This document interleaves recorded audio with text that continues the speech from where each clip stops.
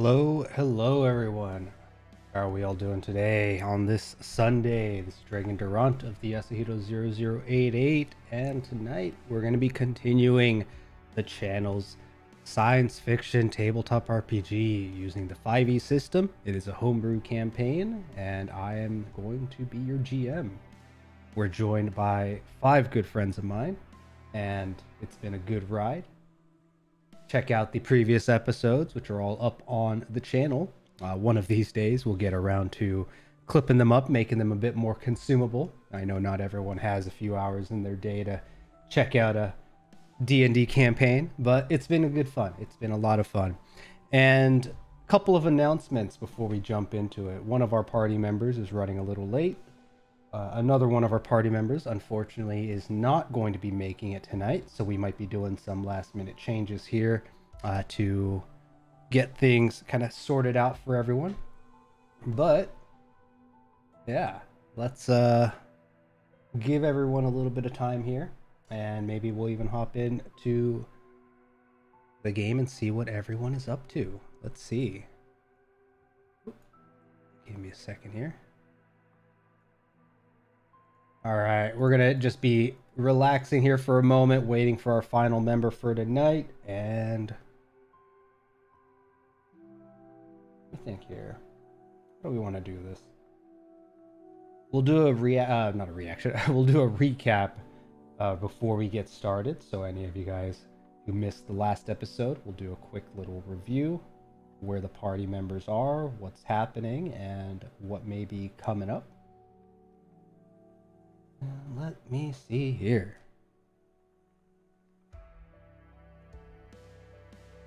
Making sure, again, I had to make a few changes here last minute, but I think we have a good show planned for you all today. But yeah, how's everyone doing? We have our chat here. If anyone would like to say hello, let yourself be known. And again, we're going to be starting here for anyone tuning in a little bit late today, waiting on a couple players, or not a couple, one more player. So hang tight for another few minutes. We're just going to be idling here for a moment while we get everything set up. And yeah, how about we get our party members in here in a moment here. Let me wait for them to finish their current train of thought. Mic volume's a bit low. That's odd. Is your volume good? Because everything on my side is showing my volume coming through at the same levels. That's odd. Yeah, why would it be coming through low? My capture is showing the proper volume levels. Let's see, any other item that I might be missing here that's causing a bit of an issue. Party members, are you there? All right, let me go ahead and swap over here. So you guys are live. Hey, Dragon. I didn't know I was dead. Hello, internet. So, Peter here. Was there an issue with the volume, or was it the? It sounded low to me when as compared to everything else that was coming in. But if it's fine on your end, you know, people can just raise their volume. It's not an issue. Yeah, I got the party member volume up, so how about we go through a quick little mic check while we're waiting for our last member to join here. Well, not all at once now. Come on, guys. My name's Mike. I'm new. All right, Chuck here. You're I'm coming Jack. through. And I have nothing quippy to say. All right, so yeah, you guys should be coming through fine. If you want to check the stream audio just to make sure that your voices are coming through fine, please let me know. Yeah, coming in clear. Nice. Perfect. Hello, hello. Hey. OG's here.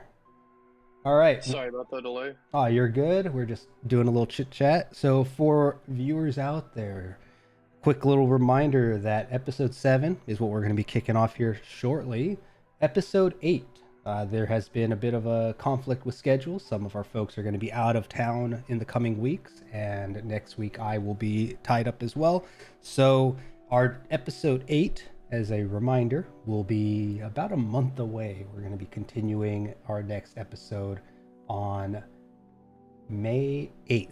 So reminder video for that is already up on YouTube. Feel free to get that reminder saved.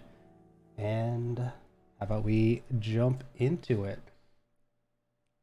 So unfortunately, Maxine is going to be out of today's game. They had something come up, and I'll see if I figure out here in a second a way to hide Maxine from the stream. Give me actually one moment. But how is everyone doing tonight? Doing pretty good. Nice, Yeah, nice. doing good. Well, I'm alright. Coming down with a bit of a cold or something, but Uh-oh. Oh, feel better, buddy. I don't know about you guys, but last week I had rain. This week I had 100-degree weather, and now it's been cooling off back down to the 60s. So Oh, my weather's been great. We just got out of winter. We're getting the nice spring days. So Nice. We had rain though as well a little bit, but we got really nice weather that it's nice out, but it's not like scorching hot out yet either. So yep. scorching for us, for you guys. Pfft.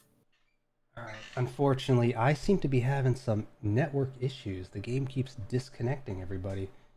So might need to occasionally hit that F5 button, make sure that you guys are connected if you're not seeing yourselves on the stream. And Vector Spaceman in the chat, how's it going? Continuing Hey, Becky. an Ah, adventurous that's a good escapade of the Dregn version. Goddamn right. Welcome, welcome. All right, we are missing again Maxine Beck, our recon scout extraordinaire. Oh, hold up. I thought you were going to say intrepid adventurer. Everybody's Don't gonna be know so why, friendly but to us now. We didn't lose Koji, so don't be too ambitious. not yet. There's still time. I feel like that person at like Disneyland. Like, have you seen my Koji? I like they were on the slide and I just lost them. All right, game just kicked me out. Hold up. Mine looks alright. Nah, it's definitely not connecting right now. I may have to switch over to Wi-Fi and see if that's gonna help here. Okay, I'm Yeah, still in. I refreshed and it booted me completely. Yep. All right, some technical difficulties here, folks. You'd think after 7 episodes in, we'd get this figured out, but Okay, I'm still trying to We're figure out how a to well-oiled I'm not machine. young anymore. all right, give me a moment here. I need to make a quick change to permissions. I think just for the sake of some degree of consistency, I'll switch over to just the Wi-Fi. Hopefully it's not going to be dropping everybody thanks to some port forwarding shenanigans that I have done.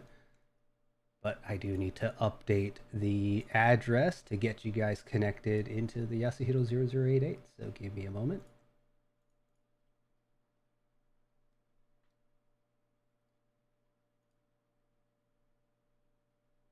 All right, where are you, computer?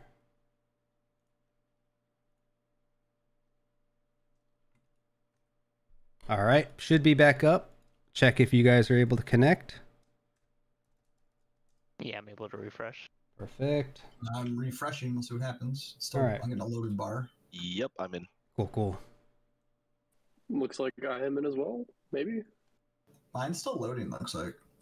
You Oh, are nice. also one of the few. Actually, you both you and Corey are the furthest away from where this server is being hosted. So Okay, I might get it. I think I might have it now. Maybe. yeah, if you get the sign-in page, it should be good to go. Well, I haven't yet. I'm getting a. No. Let me just reopen it. Oh, yeah, I got it. There we go. Excellent. All right. Well, let's go around of quick introductions for anyone new to the campaign. We'll start off on the top of the list here from the stream's view. And at the top here, we got Peter playing. Yeah, my name is Peter. I'm playing Sam Stonewell. I'm a technician, or in your world, probably dwarfs. Out here is with a bunch of people, and so far I fixed one vehicle. That's I think I'm doing well. cool. The catch here is that Sam is not a mechanic. He is. What do you lean more towards? I'm kind of a doctor. Self-proclaimed. Yeah, I got no license. No license. All right. Yeah, Sam Stonewell has been performing little shenanigans in the party here, but it's been all good fun. And next up, we have Caden playing, or not Caden playing. We have Calvin. Sorry, so many names. They all start with C too. What's up with that? I have so many varied nicknames. But you are playing.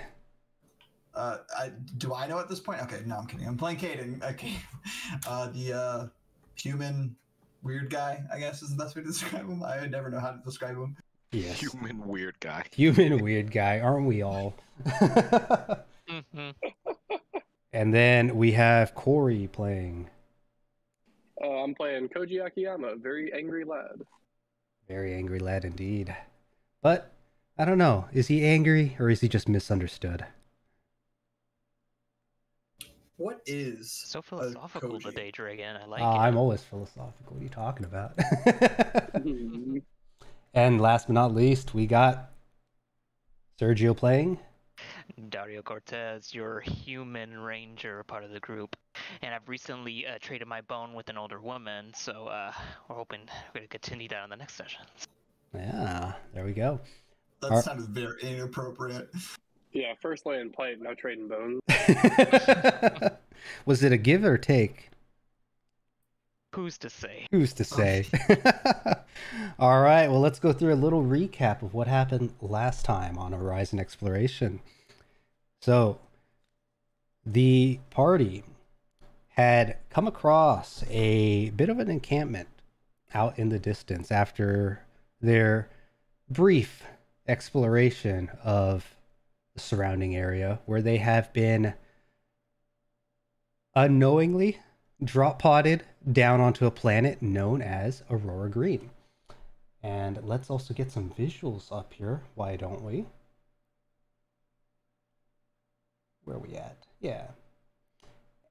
The party members, at first, found themselves within a cave, and after making it out of said cave, found themselves looking across the vast expanse of Aurora Green.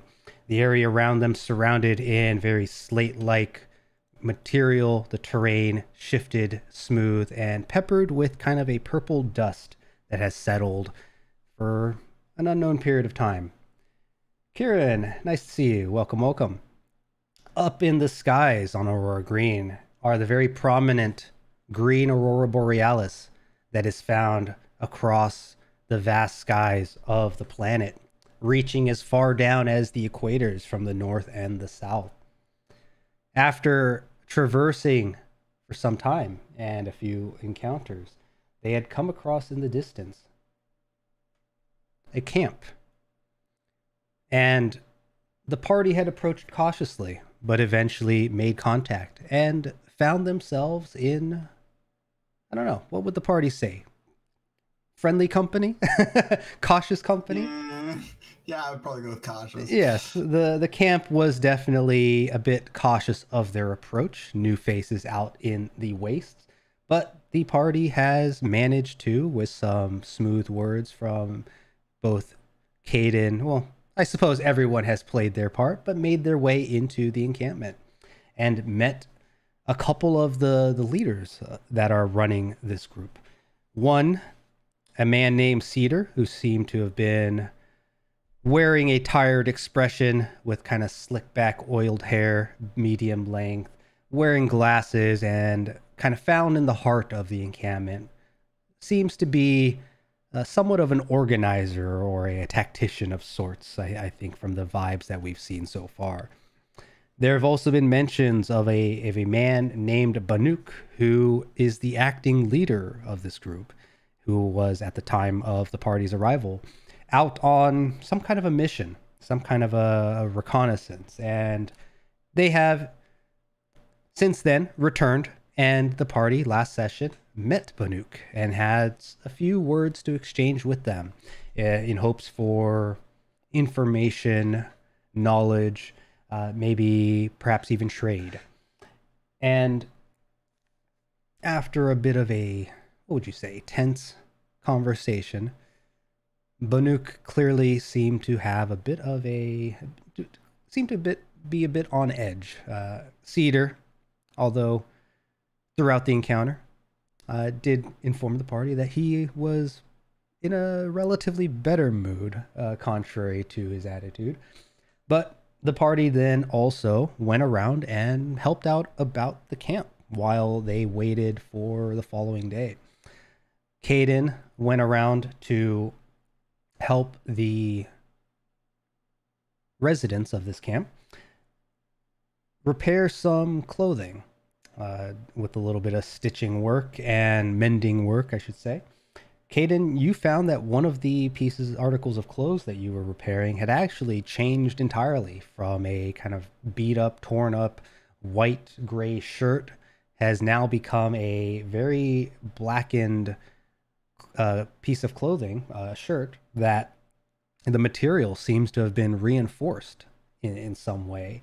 And the large cut marks that were found across the article of clothing had repaired themselves and adopted a somewhat of a red appearance, creating a somewhat of a much like warning signs with the black and yellow, but in this case the shirt being black and these stripes being red, catching the woman that you were helping a bit off guard. Though in the end you did express a desire to receive that article of clothing in exchange for helping them with several other very heavily damaged pieces of clothes. They thankfully provided you with that piece of clothing, and if I'm not mistaken, you had provided that to Maxine at the end of the session. Yes. Awesome. And that article of clothing was just an additional kind of reinforced shirt that provided an extra little bonus to a player's AC if they were ever hit center mass. Sam, you had kind of scouted out an open area, or at least a vacant area, for the party to rest in the coming night. And towards the end of the session, the party did kind of reconvene and have a bit of a chit chat. But before then, right, Dario and Koji, the two of you have gone up to where the airship had landed, and the airship was found to be part of the camp itself, not part of the camp itself, but belonged to the camp. This was the same airship that you had seen fly overhead several sessions ago. In game, it would have been maybe a night and a half ago, as you were traversing through the kind of valleyways of the changed terrain where you had first found yourselves.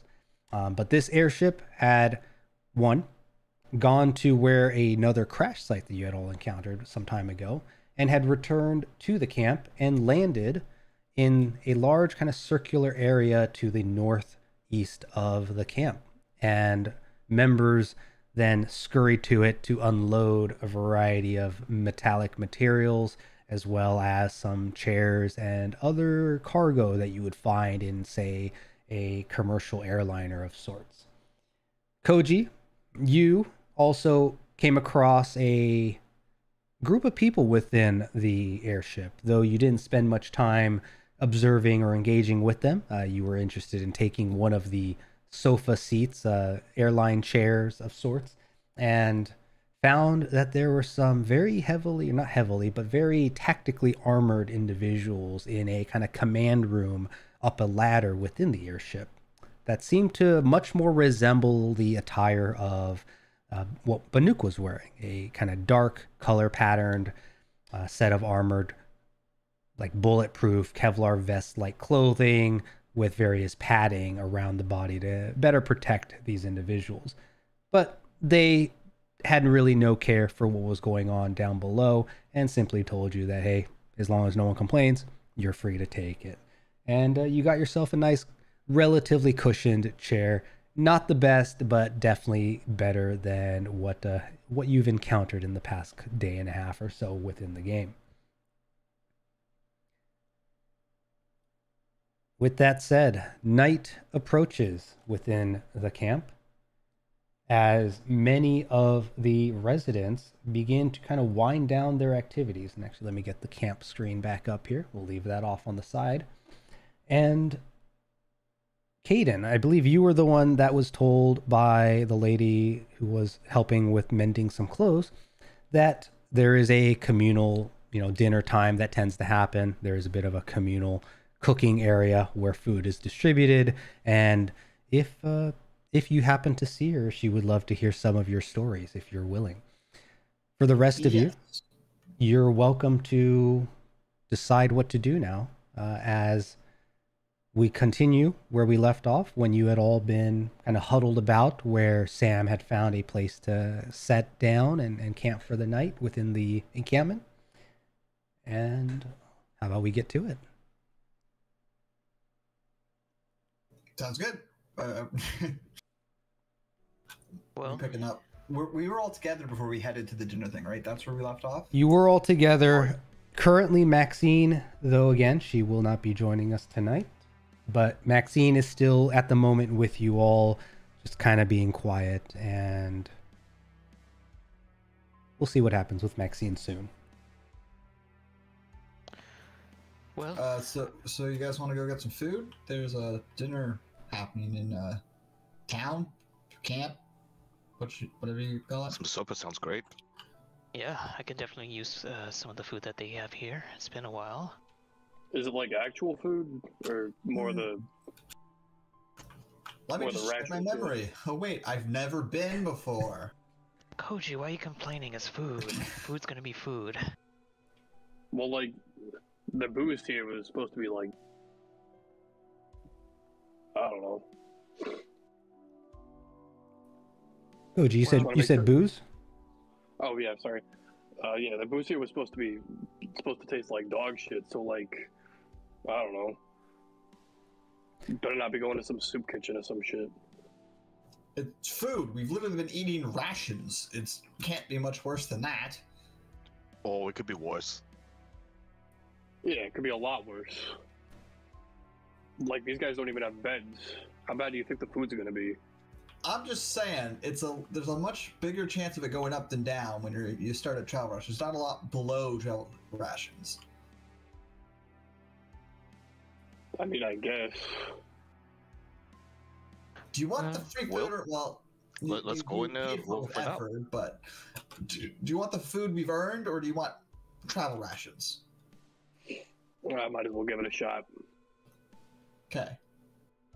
All right. So you all head over to where the kind of communal cooking area is, towards the center west of the camp. And for those tuning in, this little abstract drawing that you see on the top right here is the rough design of the encampment here. There are no walls around the camp, as everything is kind of set up in a kind of huddled caravan formation. There's various vehicles that are kind of scattered about, much like RVs, where there have been sections that have been extended out, covers and tarps creating shade, and folks setting up various tents all about.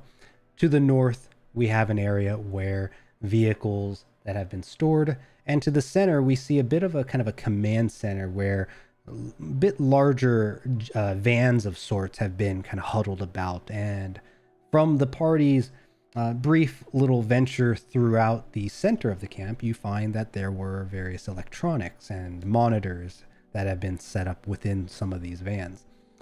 Heading off to where the vehicles are, or not the vehicles, the cooking area is settled at.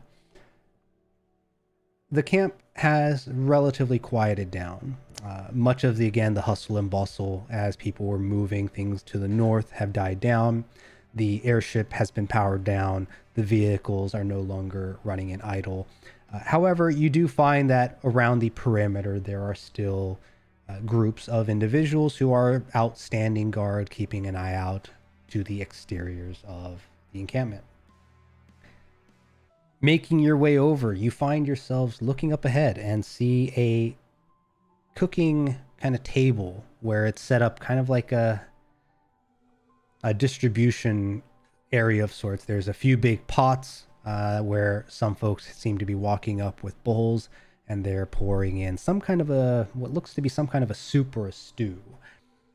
The smell at the moment doesn't actually smell foul. It actually, as you get closer and start to pick up some of the aroma, seems to be fairly appetizing. And people have begun to line up with their plateware and are waiting patiently to get their portion. Wow, looks like they have to serve a lot of people. Wonder how they get the supplies to get all of this to be able to support all the people in the village. Or imagine from scavenging. I mean, we saw them earlier. Yeah, that's a good point. Maybe there's. I haven't looked around the camp too extensively. Maybe there's somewhere they grow it. I don't know. If they do, it's probably a small garden because they say they have to keep moving because of catastrophe. Possible. I honestly don't know. I didn't really think about the logistics of how they made food. Looking ahead at our place in line, how many people would I say are in front of us? At the moment, it appears to be a good 1 to 2 dozen individuals that are waiting off in a line. It's not too bad. Is there more than one of these around the camp, or is this like just there's not that many people here? There is a single line and kind of a single long table where these God, what are they called? Stoves? No, pots have been laid about. There does seem to be 2 individuals that are distributing food along the line, so the line is moving fairly quickly. Most people are, again, walking up, getting their little scoop of their portions for their meal, and moving on back to in various directions to where they chose to have their meal. Some folks have been kind of not set off, but some folks have decided to coalesce in the general area. Some folks sitting down on kind of makeshift chairs, on logs, on kind of remnants of the past. People are sitting on some coolers. Some folks have kind of grouped up and seem to be having kind of their own little communal meal with some others within the camp as well. And Dario, and actually anyone who had met Agatha before will find Agatha is off sitting near a small campfire, enjoying a bowl very slowly. And Caden, as you look around, you'll also find that woman who had you had helped with the clothing, sitting off with some other females who are chit-chatting amongst themselves and enjoying their meal. Okay. I'll get in line for some food if we haven't already. Okay. How far is Miss Agatha from where I am currently? Currently, she's in kind of viewing distance, maybe a good 45, 60 feet from where you're currently standing. Or not 65. We'll go with 40 feet. 40 feet. Dario attempts to wave at her to see if she can notice me from the line. Agatha is currently between taking a small little spoonful of her food. She seems to look off in the distance from time to time and looking left to right and occasionally kind of resting her head, looking up into the sky. And in a moment where you feel that she is looking your way, you give her a kind wave, but she doesn't seem to notice you from this distance and does not return a gesture. Oh, I guess she didn't see me. Quick question, is anyone not in line for food? All right. So you're all in line, and the line does seem to be steadily moving forward. At the moment, as you guys continue to kind of look about and talk amongst yourselves, you don't spot any of the guards folk that you had previously spoken to. So at the moment, you don't seem to spot Luca, Johnny, Tina that you met initially outside. Also, Banuk and Cedar are nowhere in sight, looking about as well. Okay. Yeah, I wonder if the officers maybe have their own way to eat. Seems like it's only just the village people. Possible. I don't think we're gonna really be able to barge into their tent though if they don't want to talk to us. So We can maybe go looking for them later if they don't show up, but I think the most we can do right now is just to eat. Use think to get the better food, just like to get the alcohol. Well, maybe. As you get closer to where the food is being spooned out, there's about a couple individuals ahead of you, and it moves quickly. And who's at the front here? I think Caden, you would have been the one to take the first step toward into the line. So the person behind the table, hey man, where's your bowl? I hadn't been given one.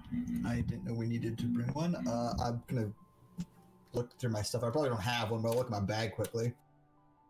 I don't have one. I probably didn't think to pack one. If you have your bag with you, then rummaging around it, you will find a mess kit that was provided to you by Abs Corp in the little duffel bag that contained your goods, or not goods, little kind of survival kit of sorts. Yeah, you'll find a mess kit buried in your bag. Perfect. I'll use that the little like canteen bowl thing that comes with those. Yep. The man. Oh well. Please have it now next time. I know you guys are new here, but we got to move things quickly before. Well, he gives you a spoonful next, and Caden, as you look at the slop that was dropped into your bowl, it looks kind of like stew. There does seem to be a kind of a dark broth of sort that, as you kind of move the spoon about, does have a bit of a thickness to it. There does appear to be a few chunks of what appear to be meat of some kind. You don't really know what kind of meat it is.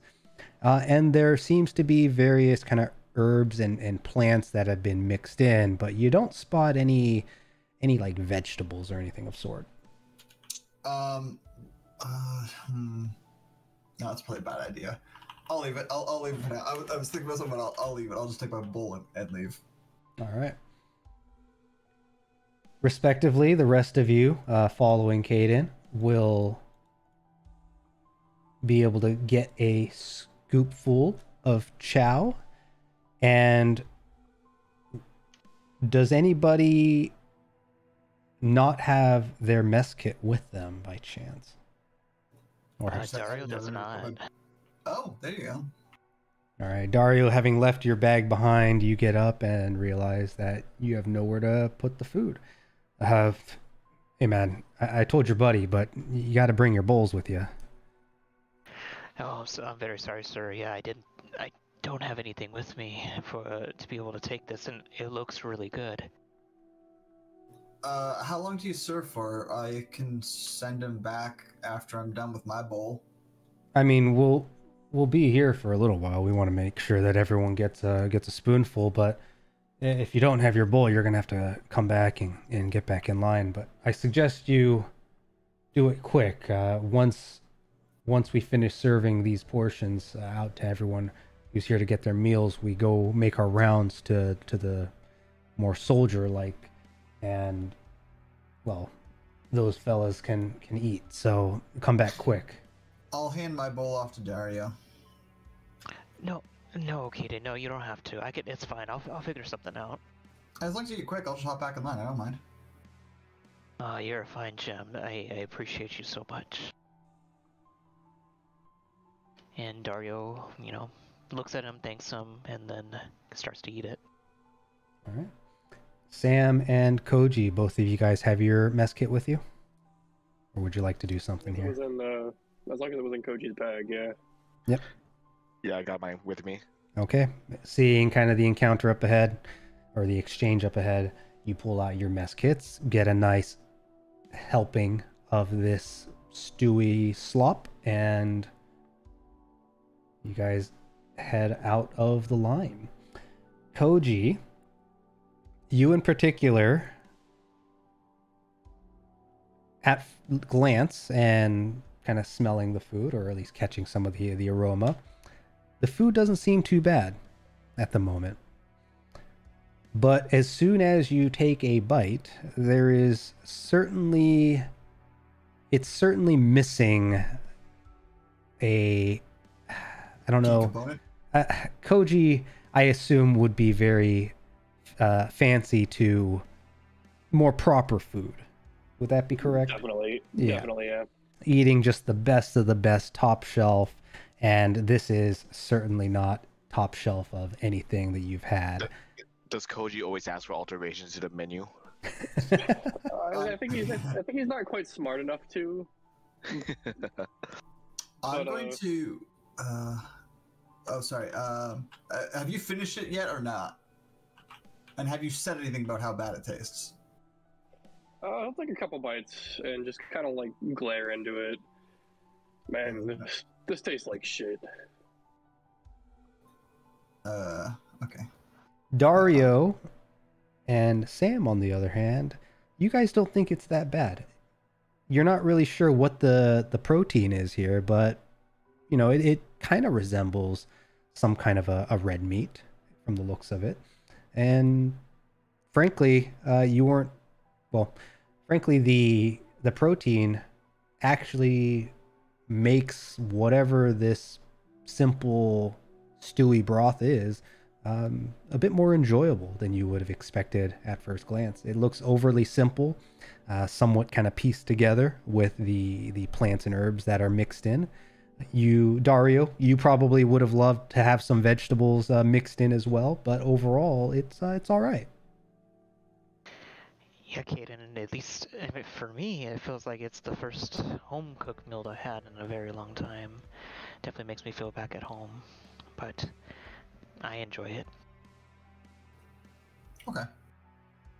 As I finish up the last bit and hand him back his vessel, and say, I'll take it and go back to "Yeah, mine.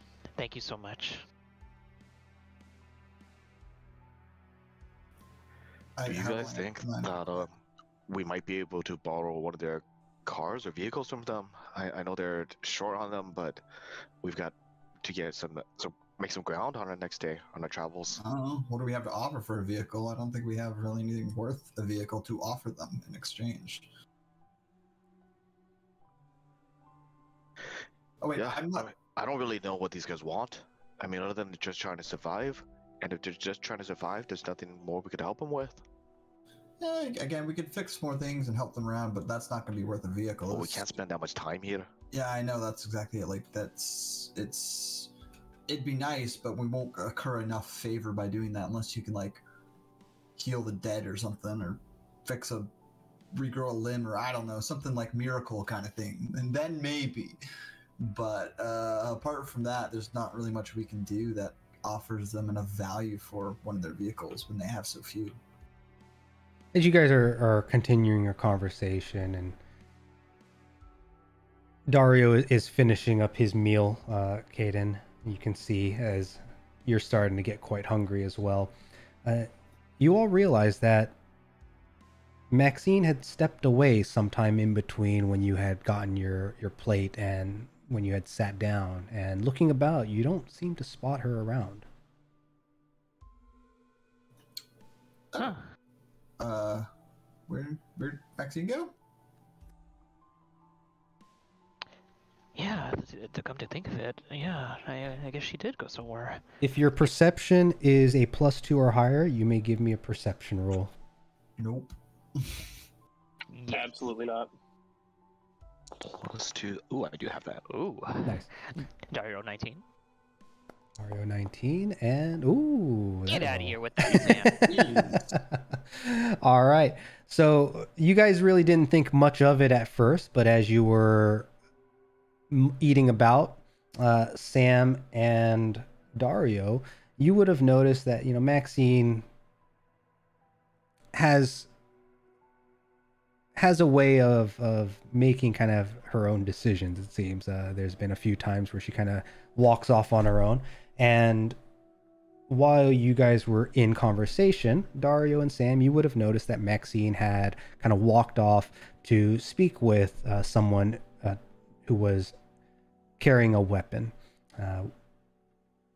Not really sure. You didn't recognize the individual, but you guys do recall that earlier in the day, Maxine had actually had gone out with Luca, or not gone out with Luca, but had gone to look for a date. No, had gone to look for Luca in order to help some of the soldiers within this camp, go over their kind of firearm control and maybe some other activities. Banuk had mentioned that it might be helpful, and Maxine had just gone off to do that. So perhaps this is someone that she had engaged with earlier in the day, but the next time, as you notice that Maxine has been gone for a prolonged period of time, you go to look up to where you had last seen her and realize that she is no longer speaking to that individual. And in fact, that individual has left his post, and there are now only 2 guards standing where the third had been. When I noticed them, at least earlier in the brief conversation they had, did Maxine look nervous in any way, or looked to be very, I don't know, anything to worry about? Did the conversation seem pretty amicable, or not much I could tell, at least in that short noticing of it? Not at all. In fact, with your role, you would have seen that Maxine seemed to have initiated the conversation and seemed to have been having some kind of a dialogue with the individual. And as the group here eating their meal was discussing what could be done next, the next time you looked, she was gone. Huh, Well, yeah. I'm not worried about it. I think Maxine can take care for herself. And honestly, if anyone gets in her way, I think she might kill him. Yeah, I would definitely agree. I think the other person has more to worry about than I think Maxine would. Okay, well, I'm gonna go back in line for food before they leave.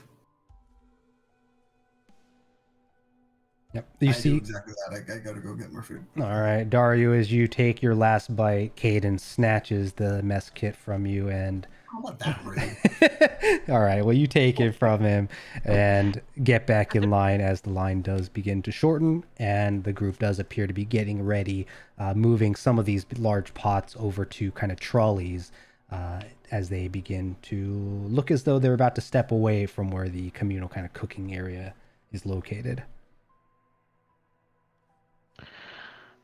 Yeah, so Sam, I agree that maybe we need to get some type of transportation. Definitely would make our movements a lot easier, but yeah, I don't think we have much in collateral either to be able to trade with them unless we're somehow able to convince them to... The only thing that these guys want is to get off this planet. Do you have some way for that to happen? Not until we get to, what's the capital? Edgerton? Edgerton? I think if we get there, then maybe we could find a bargain, find some leverage. But for now, we got nothing. So yeah, I don't think we're getting a vehicle. And how far is it? Oh wait, I'm left, actually. I'm at the back of the line. You guys are on your own. I'm not there. What do you say? Hello? I think we should steal a... No, I'm just kidding. Anyway, yeah, I think we should find out how far Edgerton is from here. Yeah, and then at least we'll make our way there and hopefully be able to make some type of deal to help these people. These poor, sad people definitely need a break. These poor, sad people. More like sad poor people. Well, that is a very Koji thing to say. Daughter, you went to go help unload the last shipment that came in. Do you recognize anyone here who came from that? Maybe one of the scouts can point us in the right direction? Looking around, Dario looks around to see if he notices anybody from helping out earlier unloading the ship. there are a few individuals that you saw in passing. Most of them seem to be kind of coalesced towards closer towards the north. It seems that a lot of the individuals who are working up where the vehicles were and the ones that were moving some of the materials in and out of the airship tend to collect kind of in the northwestern part of the camp at the moment. But yes, you do see a few guys up in that area that seem to be kind of laughing and enjoying clinking glasses together and downing their food. Well, and I point in that direction. Well, I mean, there's a few of the folks here that I was working with to unload the ship. Maybe they'd be able to give us some information or details. Let's go find out. The scouts? Yeah. So we start walking towards that direction. Koji, you gonna hang back? Yeah, gonna hang back and sadly eat the stew. All right. Caden, once you get your food, as Sam and Dario kind of walk to this group, you find that Koji is just sitting there by himself, kind of looking like a lone Keanu Reeves at a bench. And you... When he eats, how angry does he eat? Yeah, that's a very good question. I don't know. Is he angry eating or is Koji sad eating? More sad eating at this point. It's like, man, this place fucking sucks. Yeah, the famous line from the other day, I want to go home. But Caden, as you take a seat, or at least return and take a bite, this actually is the best thing that you've had in a long while. Oh, I was going to make it. Okay, then I'm not going to do what I thought I was originally planning if it was that bad. Okay, no, this is fine. No, for you, it actually is refreshingly tasty. Can I see how upset Koji is while he's eating? Koji? Is this really as good as this place gets? Here, I'll be right back. I'm going to go over to the chef, and I'm just going to ask to have a little bit of, I don't really care what, just something. Pepper for all I care. Just something I can sprinkle on his food is what I'm looking for. See if I get it. I don't know, I can ask. You're looking for more seasoning. I don't really. I was thinking about doing dirt, but I know Koji would cringe at it. But... All right. Well, you get back to the guys as they're kind of getting ready to head out, and can I help you? Hi, Do friend. you have anything like just a pinch of anything? Salt. It doesn't have to be a lot. Doesn't even have to like be that much. Just something I can sprinkle on some food that's edible, preferably. It doesn't have to be anything. I don't care. We've already, we're a little short on some spices. It's hard to come around nowadays, but It could be a spice. It could be like a carrot for like it's something, just something I can put in food that's edible. give me a persuasion roll. This is gonna be great if it works. It's also gonna be great if it doesn't work as well. Persuasion, you say? Where's it? Perception. Oh, there it is. Persuasion. Did I say perception? Oh, I was just rolling through the P's. Oh. And stuff. All right. He looks like he's a bit in a hurry and kind of looking between the other group that he's with, who's beginning to push these trolleys of the bowls, or not bowls, the food away. And listen, I really need to get going, but here, he reaches kind of and reaches into one of his pockets, kind of looking for something, and pulls out a small rectangular shaped bar looking wrapped object and hands it to you. Here, crush this up and just put it in there, and I'll maybe do that'll exactly that. I'll crush it up. I'll come back to Koji. I'll ask to see if I can see his food for a second. We'll kind of look up at you and hold it out. The hell are you doing? Check. I'll sprinkle a little bit of the stuff on it, and then I'm going to this here, if I can. Da-da-da. And then, oops, wrong one. This, and I'm gonna make his food taste better. I'll pick something from like when I was a kid. I don't know, like some sort of really good soup that I had before. Now, prestidigitation, I don't think had anything that directly affected taste, did it? Yeah, you can create. You can make. I thought you could change taste. You can instantly light. You can create. I thought it was sensory effects only. I thought you could change the taste of food and stuff. Chill, warm, or flavor up to 1 cubic foot of non-living material. Flavor. Okay. All right. Cool. I'm gonna need you to roll me a D100 while you're at it. Yep.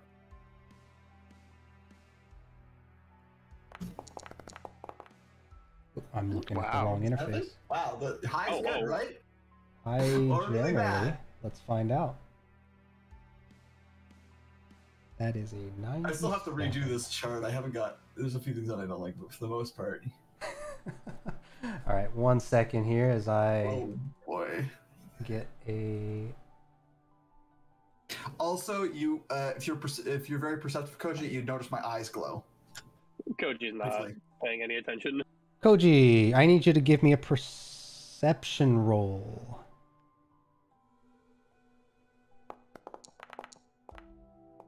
Looks like it is an 11, boss.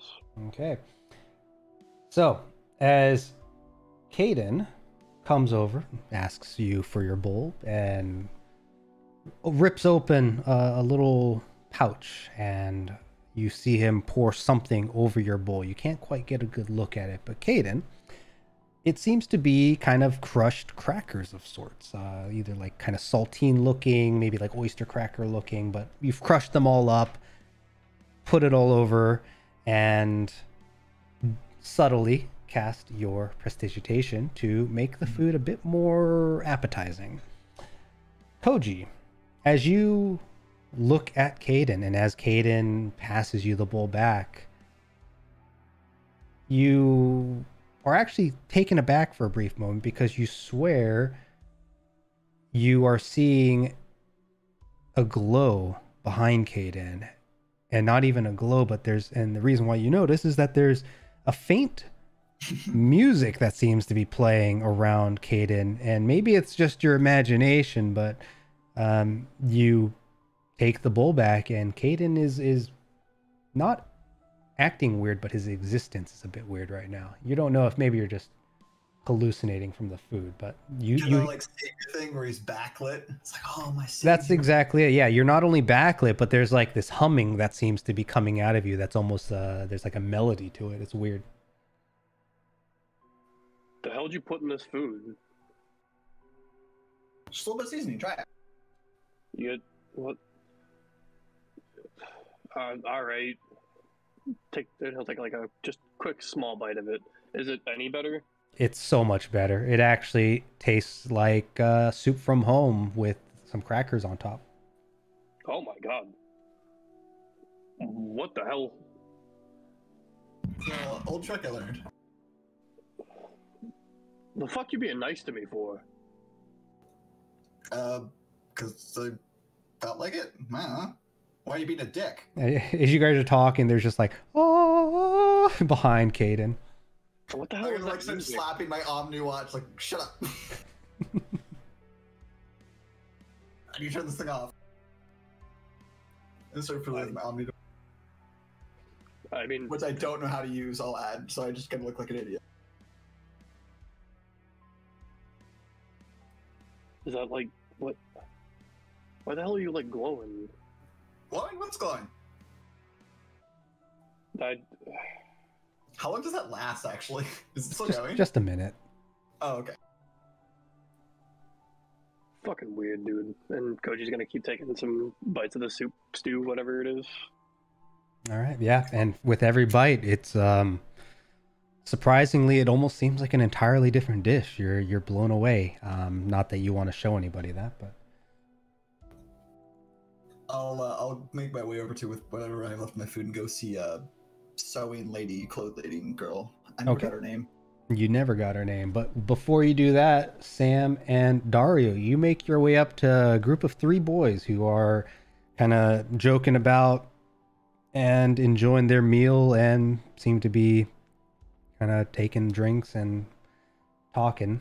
But on your approach, one of them is looking your way and spots you and, hey boys, I think they're coming over here. And you hear him kind of whisper to the others as they suddenly all kind of quiet down and they look at you on your approach. Hi, friends. I was helping back there a while ago with the unloading and everything, and I brought my colleague here, Sam. We've got a question for you. Do you think you guys can help us? How well do you know this area? Well, it's hey there, Sam, and what was your name again? It was Dario. Dario. Well, this here is Max, pointing to his left. Over here on the right, we got Tim. And my name is Alexander. But as far as, I mean, your help earlier was appreciated, especially your boy over there as he gestures over to where Koji is sitting. Did a lot of work, actually. Saved us a ton of time. Yeah, he's definitely built like an ox. So you could say that again. But as far as the area goes, honestly, now that we've been kind of on the move here and there, kind of just leave, at least for me, I just do my work and let Cedar and Banuk kind of handle the rest. Well, the place we're looking for is kind of popular. Have you heard of Edgerson? Max speaks of Edgerson. Yeah, I've heard of Edgerson. I actually visited there long ago. It's way up to the north, though. What are you guys looking for at Edgerson?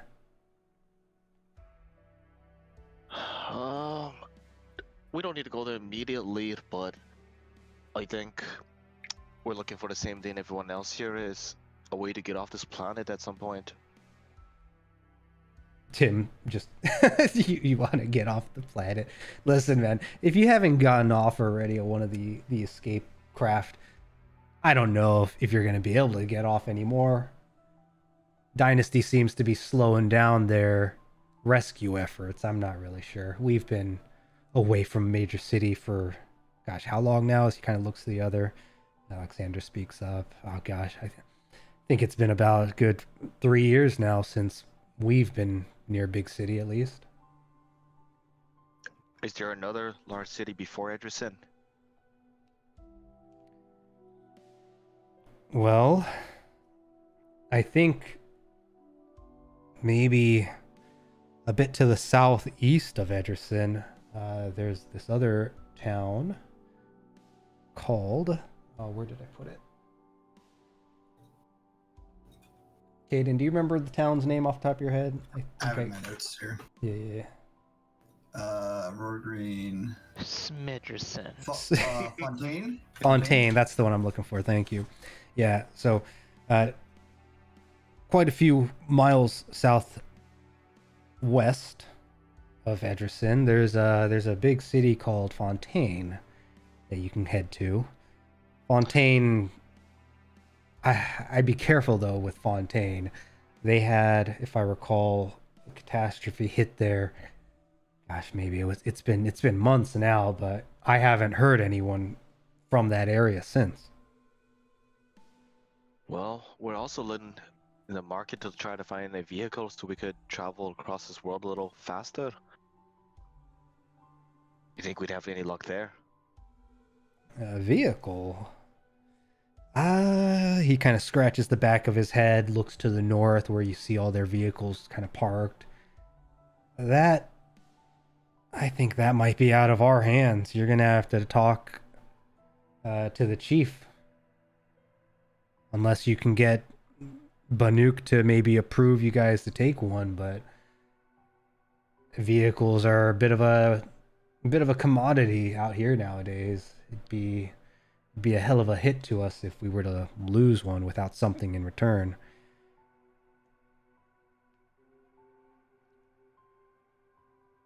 Yeah, and I don't think we take one from you guys. I think we make our way down to Fontaine if that's the nearest city and see if they have one for us. Whoa, didn't you hear what I just said? There was a catastrophe that hit there. That whole area is probably all messed up just like that, as he kind of points off to the northern distance where the terrain is all kind of misshapen in a way. But it's the only way in our path now if we're gonna get to Edgerson. I mean, we're looking to get off this, off this planet and looking to see if we can try to get you guys off too. So it's gonna be a risk that we're gonna have to take. I mean, why don't you guys just come like southward with us? Banuk says that there should be some kind of a settlement that's been gathering far to the south, closer to the pole.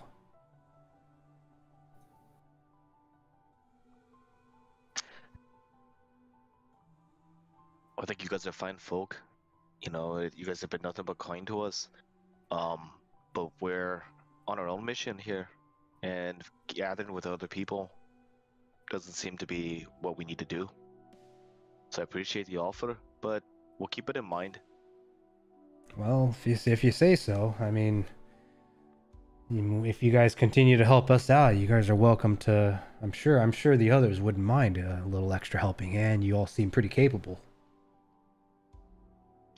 We do appreciate that. We really do. But I think, like my colleague here said, we've got our own mission, and we want to make sure gonna do whatever we can to hopefully get the rest of this planet off. We know you need it as much as we do.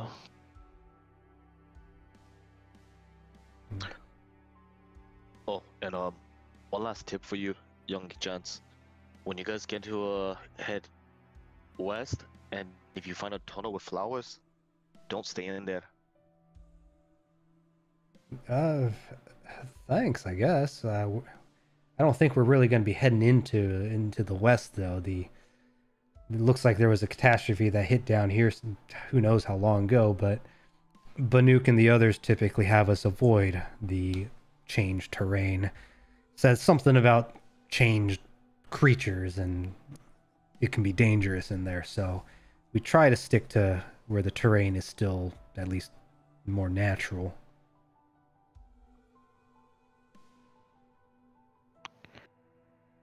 Well, thank you, gents. And, I mean, how far do you think Fontaine is from here? Two of them look quite confused, kind of looking amongst each other. Max speaks up again, though. Well, I came from the north before this group picked me up, and, gosh, how long would it be to get there? I want to say it was a few weeks away. I mean, if you're going by foot, it might even be months. I look at Sam with a bit of like grimace, like, oh, it's gonna be a long trip. I look down at my legs and go, yeah, especially for me. Good point. Unless you can double time. Do you guys know where Banuk is now? Banuk? Not really sure where Banuk might be. He usually keeps to himself in the evenings. During the day, he might be walking around barking orders, but outside of that, I mean, he works really hard. He usually goes out with the crew during the day and comes back looking ready to hit the sack. So you might find him if you go in there. They point over to kind of the central area, but honestly, most of us usually just let him be. I mean, he's kept us alive for this long. We're very thankful to him. So, you know, if he wants to be on his own, then, well, we respect that. And what about in the morning? Does he meet with folks in the morning? You might be able to find him in the morning. I'd be quick about it, though. Banuk typically goes out with the recon team pretty early.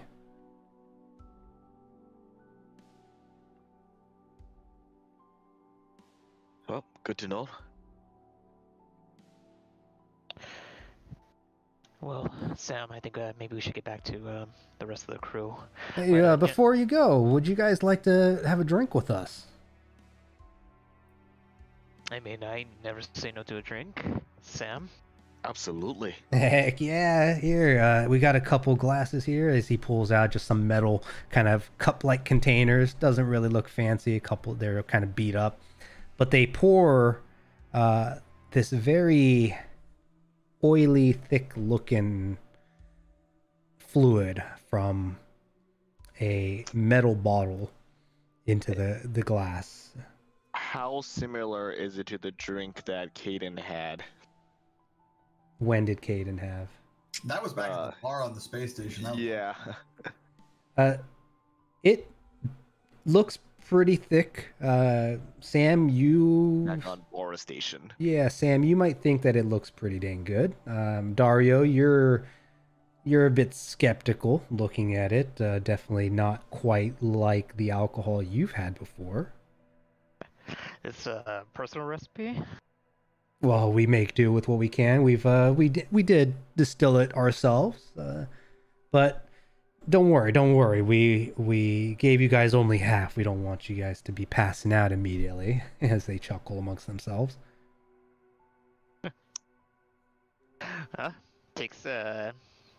Dario takes the shot hand in his glass, says, "Oh, to good health," Ah, to new friends. and takes it, slings it back. Sam? Same with Sam. All Just right. drinks it. Dario, I need you to give me a Constitution saving throw. Sam, Ooh. this is fantastic. You actually feel energized. It's like thick and creamy, almost like a heavy Guinness. Good. Rolls a 10. Whew. Dario, initially, it comes through your nostrils very harshly, and you almost wheeze, but you manage to kind of keep yourself somewhat composed. The group laughs as they see a bit of a mixed expression on your face, but you stay relatively composed. I'm gonna need you to make one more Constitution saving throw.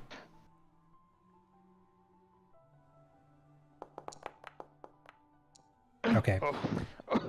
In about 10-20 minutes, it's gonna start hitting you real hard as your vision starts to feel a little woozy and dizzy. But in the moment, you're like, this says kicked you in the gut and woken you up and pushed you up a notch. Gents, that was very good. Thank you very much. Sam, I think we need to head back, but thank you all for the information. As he goes and shakes each person's hand individually. Yeah, they return it. Don't be a stranger now. Appreciate the drink. And I give him back their glass, and I'll walk off with Dario. Yeah. Sam, you got a little pep in your step, feeling good about it. All right, as you guys return, you see Koji there, kind of in a much more positive posture. Seems to be kind of wrapping up his meal, but enjoying it. And as you, on your way back, Caden, you go up to the group of females, and they all seem to be kind of talking and gossiping and doing their thing. But the one next to the individual that you met earlier in the day gets tapped on the shoulder by their neighbor and points back to you. Oh, it's you. Have you come to join us and maybe share some stories? I'm still very fascinated to hear about where you're from. Yeah, I thought I'd stop by and say hi. I never got your name. Ah, I'm Samantha. Samantha. Oh, okay, nice to meet you. Yeah, my friends were over there talking with them. I just kind of most of the general direction of where they were standing, and I thought I'd come see what you guys were up to. I probably recognize the other girls from, I assume, also repairing clothes earlier. I didn't necessarily talk to them, but... You didn't really get a good look at the others, kind of just focusing on the one you approached, but they all seem to be getting along and kind of enjoying. The other two are kind of giving a look between you and Samantha. One of them leans in and what's your perception modifier? Like 11. 11? Or it's +1. Because you're in the proximity, I'm going to have you roll perception. Sure. Where'd my perception go?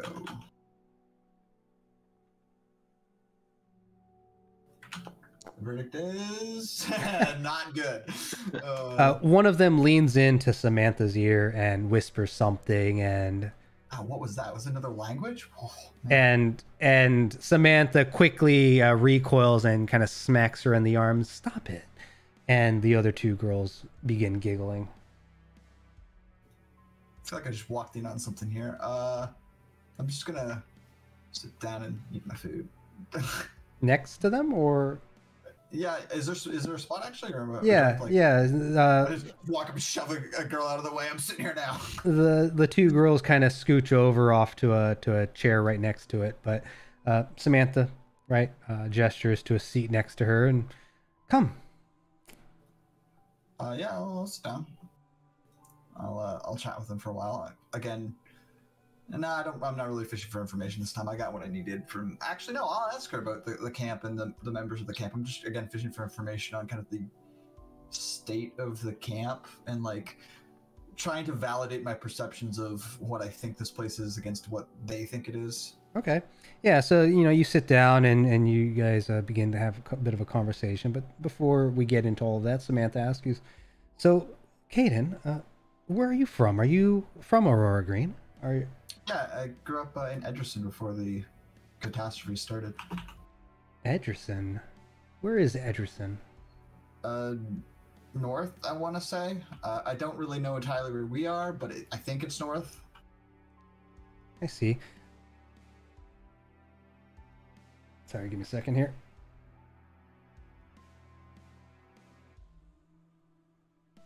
All right. Yeah, so Edgerton.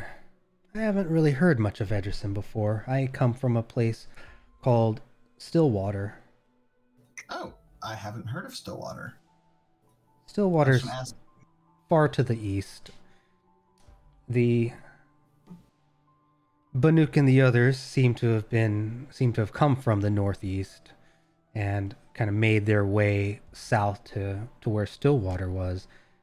That's where they found myself and a few others around as she kind of looks to see if there's a familiar face nearby she can point out. But it's a nice place. At least it was. And there was a catastrophe that happened to the north, and unfortunately, the waters, Stillwater was a coastal city of sorts, and the waters had all kind of petrified up. Made it very difficult. We were very reliant on the sea life and the fresh waters that would come from the nearby mountains into the rivers and seas. But unfortunately, it became uninhabitable, and odd creatures came from the north, and we had to leave. But sorry to hear that. Why did it become uninhabitable? Did a catastrophe happen or something else? Well, it became unsustainable, I suppose, is the better way to put it. We were no longer able to find a way to get fresh water. We were so reliant on the rivers that once they had changed, then, well, we didn't have the infrastructure to support the people in the city. And months later, these creatures, not sure if I should call them dogs or creatures from just the unknown, but their flesh seemed to have been burned, and it almost looked like the embers of a fire as these creatures would come from the north. We held our own for some time, but it was a peaceful place. We didn't really have the means to protect ourselves from creatures who seemed to have withstood the impact of our firearms. At least that's what I'm told. I frankly haven't seen them myself, so I can't really say it's a first-hand experience. But what about you? What about Edgerton? There's a few people here who claim to have seen Edgerton. They say it's quite beautiful, quite what's the word? It's flourishing. Is it now? I haven't been there in a long time. It was a nice city when I grew up there, but it had if not the first catastrophes about 10 years ago, maybe. I don't remember. Yes. But it left about half the city destroyed. I don't know how it's doing now, but it was dramatic. Well, I know our leader, Banuk, he, I believe, originally came from around Edgerton. He says that he occasionally has told us stories of what Edgerton was trying to do. It was growing quite nicely, from what he has said, but he doesn't really talk about the catastrophe that hit Edgerton. All he says is that it's a hellhole now and no one should ever approach it. The people have changed, and if you want to see true monsters, then Edgerton is a place to find them. Honestly, I don't really know what he means, and he seems to get a bit closed off when you try to press him further. So most of us in the camp, right, we all have our stories. We've all unfortunately lost loved ones, as she kind of puts her head down. And, well, we share these stories when we're ready, I suppose. Yeah, it's the what happened at Edgerson was it was a lot. Not a lot of people survived it. Not just the catastrophe, but everything that happened before and after it was a lot of good people died. And sadly not all of them died. Some of them were changed. It's I wasn't able to go back afterwards. Were you involved in the war? The war. Well, there's a few of the guards, the soldiers. They talk about how to the north there was some kind of conflict between.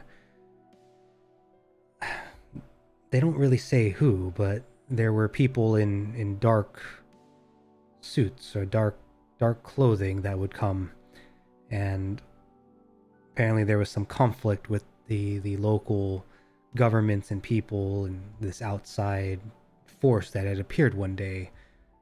It seems that there was an attempt for some kind of takeover. Honestly, I'm not the best one. Again, secondhand stories, but I think Luca is very familiar, and I think Tina as well is also familiar with the war. Banuk sometimes hinted at it, but Banuk doesn't really talk about his stories very much. But are you not familiar? It according to the stories that I have heard, it seems Edgerson and that relative surrounding area is roughly where a lot of the conflict was happening.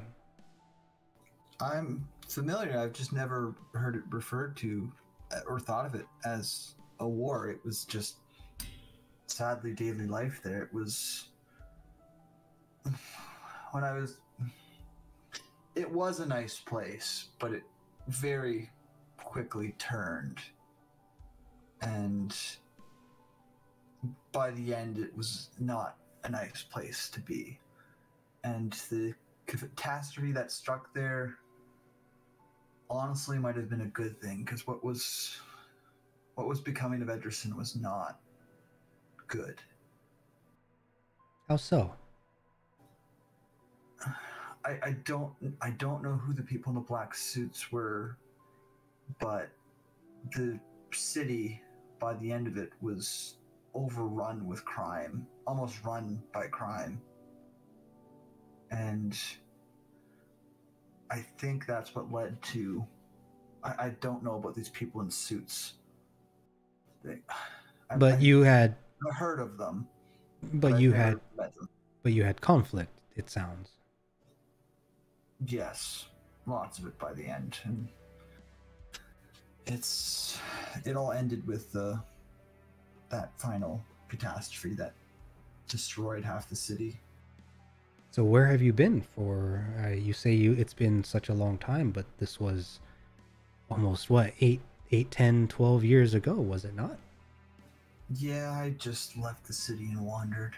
I didn't have anywhere to go after that. Oh, what? And did you see anything interesting?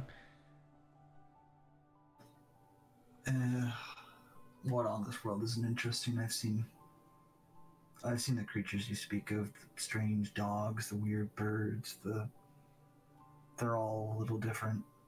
Oh, what do you think of them? I've seen some smaller creatures. I struggle sometimes because I used to own these small little rodents with ears, and loved keeping them as pets. And although some of these creatures seem very ferocious, others actually seem much more docile than what the others would claim them to be. But I don't dare to go near any of them. Typically, if we see a changed creature, we alert the others, and they usually try to scare them off if they can. They're not all bad, but I've seen some quite honestly stunning creatures. Glowing creatures of fantastic colors. There was a bird once that I've never seen again, but they're not all predators. But the predators that are changed by it are hardly ever better than when they went in. I remember seeing this creature. It looked like... It's so difficult to explain with the way that their colors and their skins have changed, but back in Stillwater, there were these aquatic creatures, and after the catastrophe, I've seen these creatures that almost look like... She kind of makes like this gesture of like a torpedo head and kind of brings her fingers together, but it was some kind of... It almost looked like a large bullet with arms, and it would crawl along the ground. It was quite disturbing. Have you... What's the weirdest one that you've seen?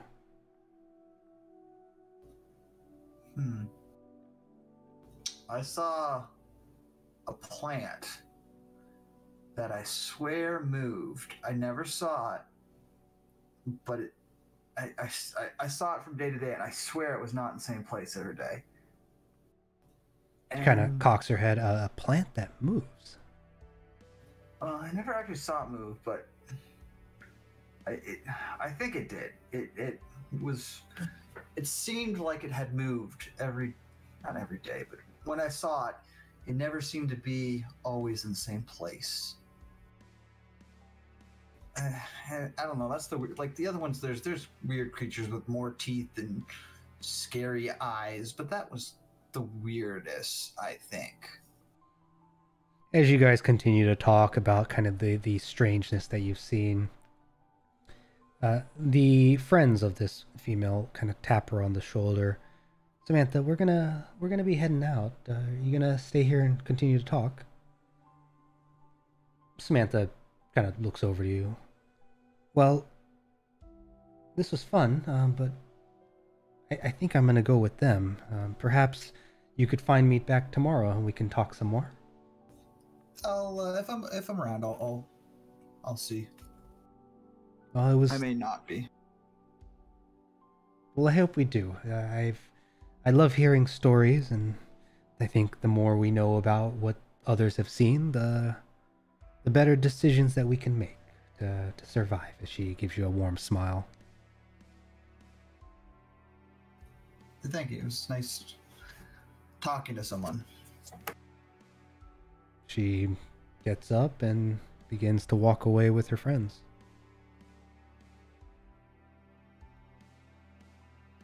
I'll finish my food because I probably hadn't been eating, and then after that I'll go back and find the other guys. All right. And as the group kind of reconvenes to where they were all originally seated, how about we take a short little break here to refill our glasses and go take care of any business, and we'll be back in maybe a couple minutes. I'll go get a glass of Sounds chocolate good. milk. All right. Sounds good. See you all in a bit.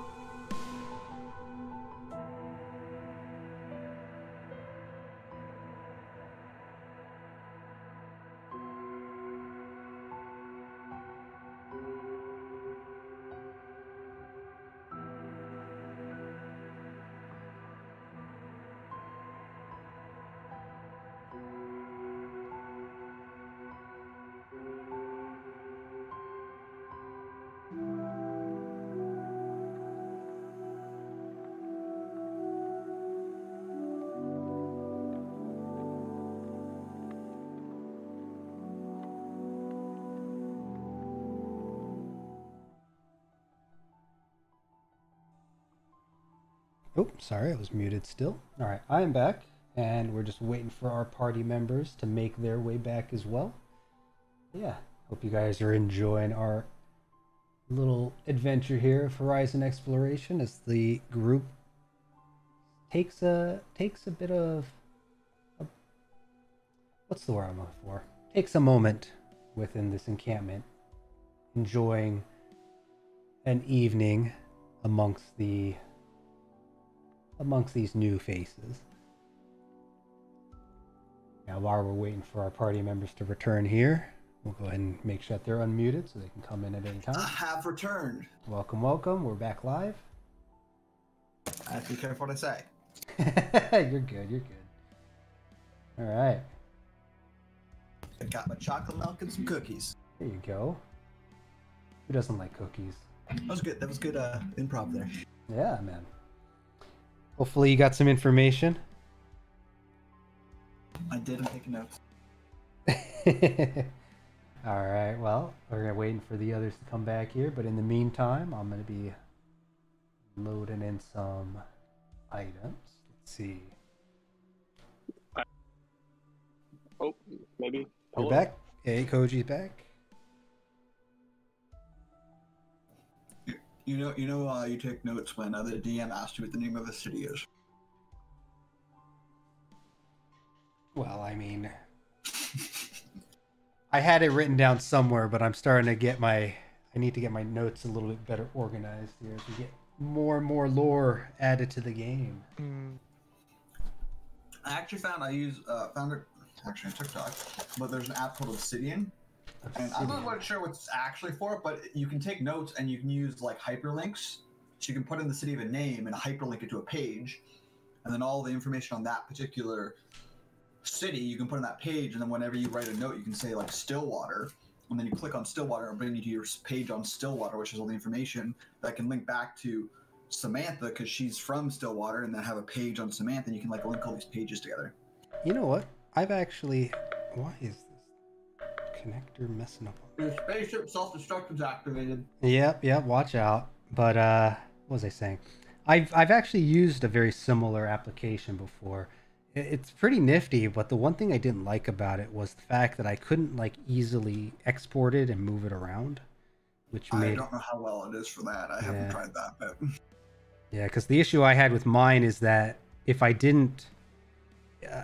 I've lost a couple of campaigns information through it, so I was like, well, this is super cool and nifty, but if I can't easily transfer it from one device to another or make like an archive of it, because once the file size got to a certain size, because I would throw like images in there too, it would just not work properly, and I was so disappointed. I don't know how this one handles that one. The one thing I do know is you make a folder for it, and it saves in that folder, and I think if you just copy that folder, you can copy over that information and have it on like a hard drive or something. Yeah, maybe that's the way to do it. I don't know, but that's something to look into maybe. Yeah. But I find it handy because like to find the information, I just went Aurora Green and then picked Fontaine, which is one of the cities in Aurora Green, and I had the information. Nice. Kind of like Wikipedia, how you follow the links. Exactly. Very nifty. It's all like interweaved or referencing one another, right? Well, the interesting thing, I haven't found it useful yet, but you can actually look at it on a graph view. And the more something's referenced, the bigger and closer to the center it is. So if everything happens on Aurora Green and links back to Aurora Green, that node in kind of the web becomes more centralized and bigger. That's nifty. You're going to have to maybe send me a link of that later just so I can check it out. I haven't used it very long, but I saw it for someone else who plays D&D and they take notes, and I was like, I'll give it a try. And I was like, oh, this is pretty handy. It's like I'm wondering if it's going to be that tool that lets me catch that lore piece that I missed. Like last time I missed the big story piece in the last game, and you like blew my mind at the very end, which was great. But I'm wondering if like I would have started seeing all the dots connecting, be like, something's here, right? You're talking about our Once Upon a Time Goblin campaign? Mm-hmm. Yeah. So absolutely blew my mind last game because I think Sean had seen it coming, and so had Steph. I think, because different Surge, in that game didn't really pay attention, to be honest, and he wasn't there most of the time. But those two, I think, knew what was going on, and I was just bumbling around like an idiot. Like, hey, we're going to do the thing. didn't realize like this is the same place, but it's a little different. Never noticed. How Is weird. he, is he talking about the one shot that you took us through that one time? So you guys, no, so you did a different campaign, kind of that I have set up in a one-shottable way. Where, if I remember, was where we had a kind of like an adventurers guild, hunters guild, and there was quests, right, on a quest board. Yeah. I think every player here has actually gone through that segment that I have. I that's kinda played funny. like a very strong Yeah. Goliath warrior that like punted a goblin or something. No, but there was 4 players in one of years ago at this point, and Calvin here as well as Sean, who's again out for tonight. They were a part of, and it was you started at level 0 as a goblin, and if I remember, the first level was really kind of depending on your actions defined your ability scores, and then up until level 3 you were a goblin, I believe, and then you evolved to a hobgoblin, and then level 3, level 5, and I don't remember if you got to level 7, but I had given every member two or three abilities that I just kind of homebrewed, and was like, you've been using rage and charging into the fight frequently, so I'm going to give you a charge feature, for example. That was Sean's. Yeah, and then Oh, that's really cool. Calvin, I don't remember what I gave your I had like sneaky shadows boy. that stuck to me, and I had like some sort of like throwy thing, or like it's something. Yeah, forget. I probably gave you Like some kind of like darts, shadow blade or darts. something that like Yeah, came yeah. back or something. Yeah.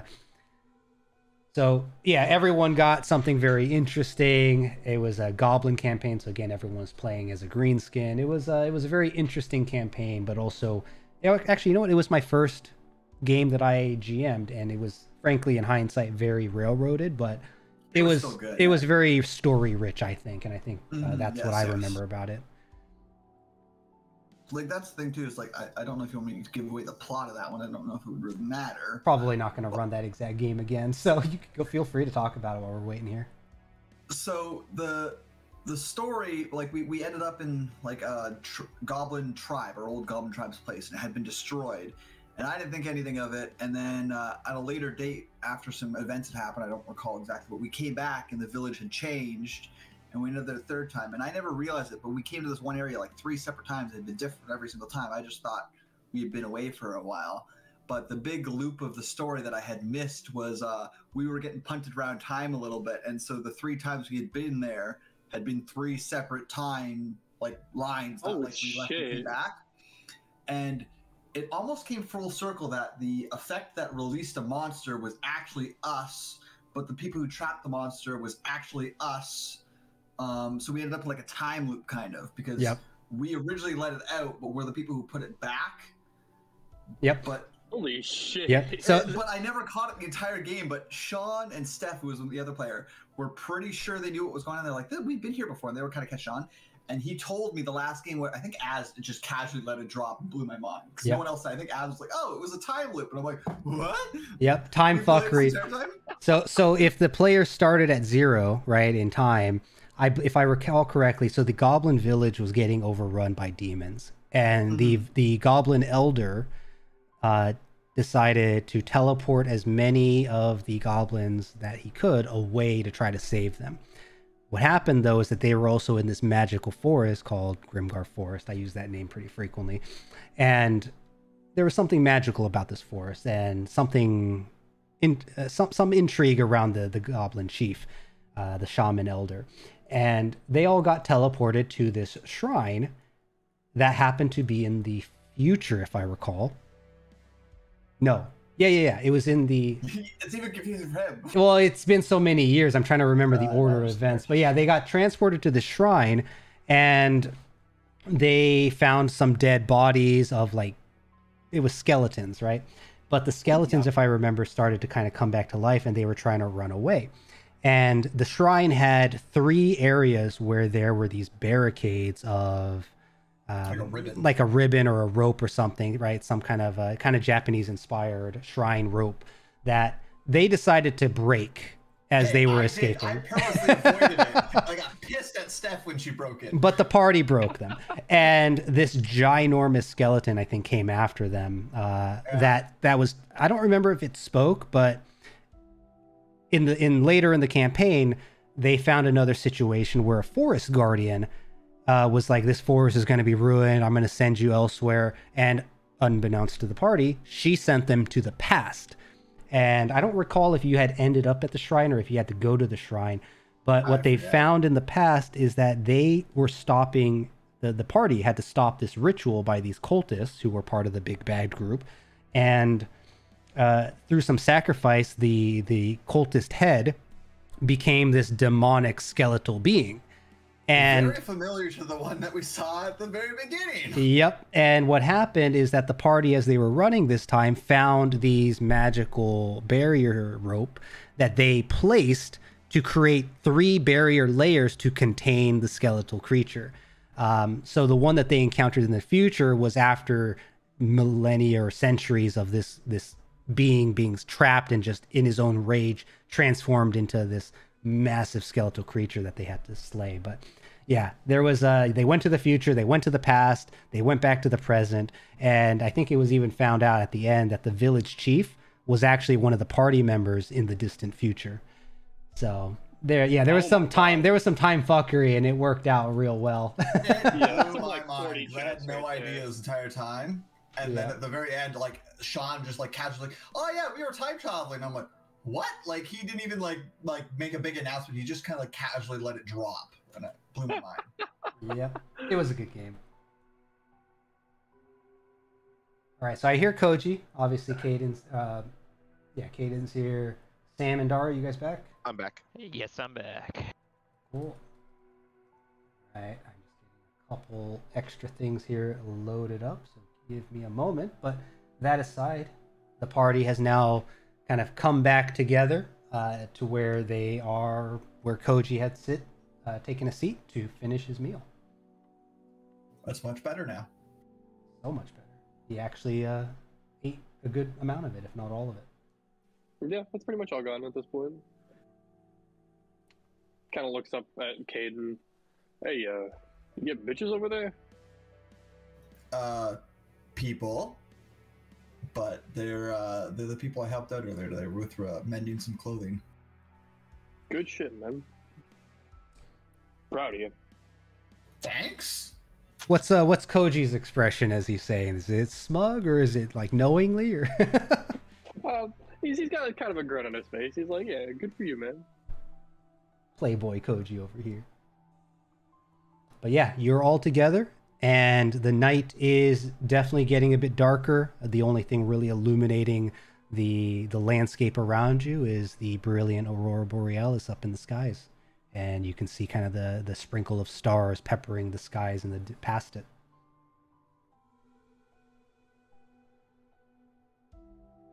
I guess we're just sleeping. And do we have tents? Where are we sleeping tonight? Well, I'm going back to my chair.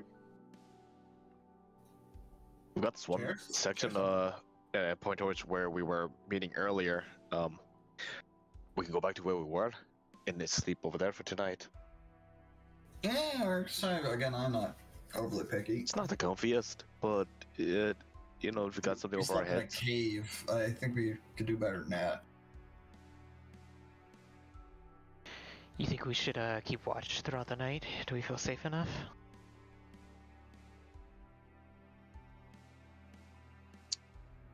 I mean, you really think anybody's gonna try and steal shit from us? We're still in a very unknown place. We should. I don't mind at least doing it just to be safe.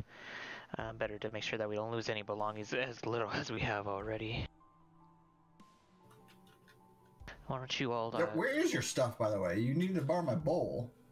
Well, I didn't have a bowl to be able to use to be able to get it, unfortunately. Oh, okay. Yeah, I just didn't have a mess pack. Okay, well, it's not bad. But as long as everyone's okay with it, I don't mind taking the first watch, at least to watch over everyone as you guys get your first rest. Sure. Sounds good to me. Yeah. So I set up my my backpack as almost like a little like a pillow not really gonna look to get any rest, but at least rest my head from at least all the unpacking that I was doing earlier. Okay. So the party here, right, found a spot, thanks to Sam, off to the east side of the camp.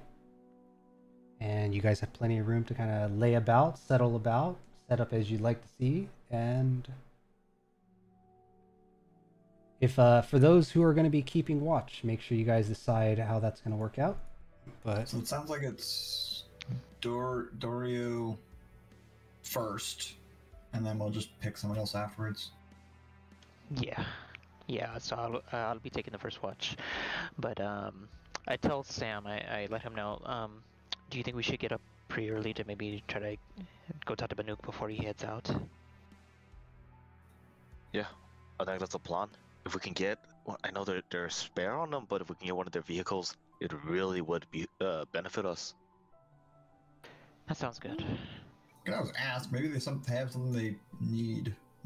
I don't know. what time are you guys thinking about waking up in the morning? If you had to Crack it choose. on? I don't know. What do you guys think? 5:30. So specific. All right. 5:28. So gonna try to wake. 24 hours in a day on this planet. How does time work here? It doesn't, but for simplicity, we're gonna just keep it to time that we understand. So, all right. So just before kind of the typical crack of dawn is what, Sam, you're thinking. Yeah. Good enough. All right. Yeah, All right. that'll work. Okay. So, who was taking first watch? Dario is. Yeah. All right. And who was going to be second? Oh shit! Sam's sleeping first. I'm not gonna be able to get a wink of sleep. God damn it. This kid didn't need to do a constitution check. We'll see in a second. So Dario is first, then who? Whoever he kicks awake, I guess. All right, we'll do it that way. So, Dario, as everyone kind of gets settled in and begins to sleep, Sam, you're going to go through your typical snoring. Kaden, Koji, if you guys think that you're going to be disturbed by his sleep, because it's not going to be echoing through cave walls this time, so it's not going to be amplified. So if you'd like to roll Constitution to see if your sleep is disturbed, you can. And probably be fine here. Yeah, I think you guys are generally going to be all right. There's plenty of background noise within the encampment, so a little bit of snoring might not be too different from the rumblings of an engine that you might hear. Who knows? But Dario, as night begins and the camp kind of begins to settle down, some of the interior lights begin to kind of dim, little lanterns, anything with flame begin to get put out. It gets much darker, and looking up to the sky, it's quite brilliant. There is the occasional sound of the guards outside, creating kind of this perimeter, just keeping watch, making sure that the encampment is safe. There are in the distance some spotlights that are used to kind of scan around the horizon of the terrain outside of the encampment. But otherwise, a very quiet night. Very still. The guards kind of keep an eye out in a very practiced manner, and it's quiet.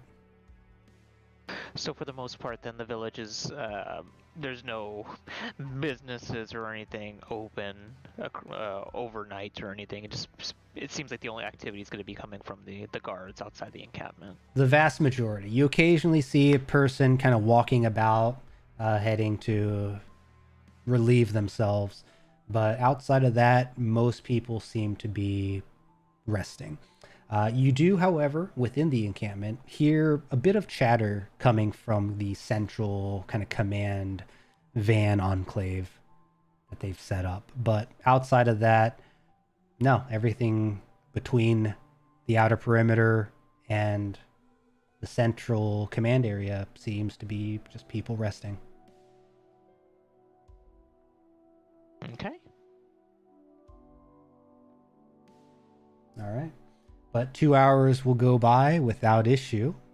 And who would you like to wake next? I'll go and wake up Caden after. All right. All right, Caden. I kind of shake him gently on the shoulder. No, what's up? It's your turn, my friend. Nothing, no news. Okay. But, yeah, let us know if there's anything. Yeah, okay. I'll go post up a spot and yeah, I'll take out a book and just start taking notes. And I'll keep an eye out, but I'll have something to do as well, so I'm just not staring off like into nothing. Sure. Caden, you're taking your notes, you're looking about. It's very much the same. Within the walls, it's actually or not really walls, but the perimeter. It's comforting knowing that there's, a perimeter of people watching out for you all. And definitely a very different experience from much of Caden's past of kind of being on his own and surviving on his own. But the night goes by fairly quiet. Sam is still there kind of snoring away. But in the meantime, Sam, you're actually going to have a bit of a recurring dream that you've been starting to have, and you're really not sure what to make of it. Oh, after you say that, never mind. Hold on. But Sam, you dream of a distant place that you have only ever seen in your dreams. A place that seems to almost extend past the reaches of time itself. The place that you believe when you wake to be Alpha or Omni Prime, the homeworld of the dwarves. You've heard stories of it. You've heard folks talking about it, but you've never seen it. You've never seen photos of it, images of it. Heck, you don't even know if it's real. But this place that you kind of find your vision traveling through for probably weeks at a time now. Well, we'll see what happens when you wake up. But it is a place that comes to you in your sleep, in your dreams. And it changes from time to time. Some days it looks very,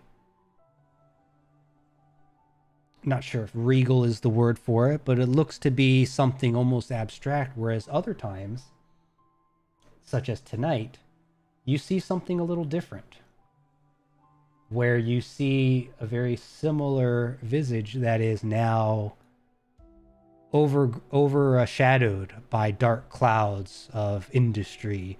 The noise that you hear echoing through your mind, almost like the roaring of an engine, and the serene sense of balance that you felt from the previous visions now replaced with the clinking and clanking of metals and production and industry. Two very different visages that seem to be grounded in familiarity, but both incredibly distant to anything Sam has ever experienced or seen.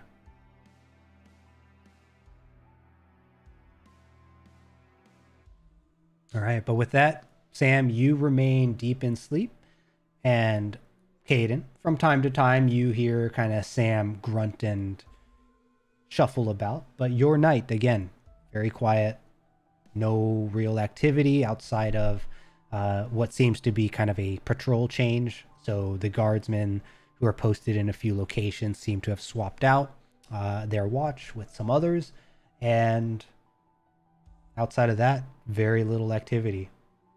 I've been meaning to ask too, have I seen any had any dreams or nightmares or anything like that as well, or have I been having... You have, but at the moment, you're making some notes perhaps of past dreams that you have, past things that you've experienced. Yeah, but at the moment, we'll hold off. Okay, that's fine. I was curious. Okay. But 2 hours pass by. You feel like it's about time to wake someone else up. Who do you approach? I'll go with Sam. All right, Sam. What do you do? I'll just go up and kind of give him a little shove on the shoulder. Oh, As far as Pen, that works. pineapple, apple pen. What? I'll shove him a little harder. What's going on? It's your turn. Already? It's been 4 hours? 4 hours. Oh, all right. And as Sam gets up during his watch, he's just gonna be kind of going over his gear, making sure everything is working properly. He's kind of fidgeting around with his stuff. Okay. Yep. Time passes, and you also, much like the others, experience much of the same, where again there's an exchange of guards in a couple of the posts that maybe catch your attention, but else the night is quiet. The sky's up above brilliant, but you've seen better. You've been actually up in the stars very frequently, or at least in the past you were. And Aurora Green is definitely a bit of a unique sight from what you've seen and where you've been and the planets that you've visited in the past. But again, quiet night. However, this time, Caden, as you drift off to sleep and with the absence of Sam's roaring thunder nearby, you drift off and find yourself within some kind of a structure. The walls seem to be metallic, and there seems to be some kind of damage that has occurred here. There are wires hanging from the roof, the ceiling, sparking from time to time. There's a red light that flashes, and a part of you feels very reminiscent to the crash that you were a part of, with the blaring burr burr of the shuttle pod that you were dropped onto Aurora Green by. But then your vision takes a turn as you suddenly phase through the floor, through multiple floors, and it seems like you're getting pulled in by some unknown force, almost like you're getting sucked in by a black hole. You suddenly find the surroundings blazing past you as it begins, as the blaring red flashes begin to change into these burning embers, and you feel like your skin is being torn and burned. But then, as long as it feels like it lasts, a split second later, it stops. And you find yourself floating in a large chamber. A chamber that you've never seen before. It's unfamiliar to you. And off in the distance, in the center, you see a large object and something that seems to be writhing and growing and changing about it. And you're just floating there in this space, unsure what this thing is. It almost looks mechanical in nature, but there almost seems like whatever is around it is organic. And then you pause for a moment because you swear that you feel like it stops and recognizes you or acknowledges your presence. And then it changes, as if the surface of it begins to harden and change and writhe into something completely mechanical. And then it lunges in your direction as you are abruptly woken up. And Sam, you find yourself kind of jumping slightly at Caden's sudden jolt awake. Well, you okay?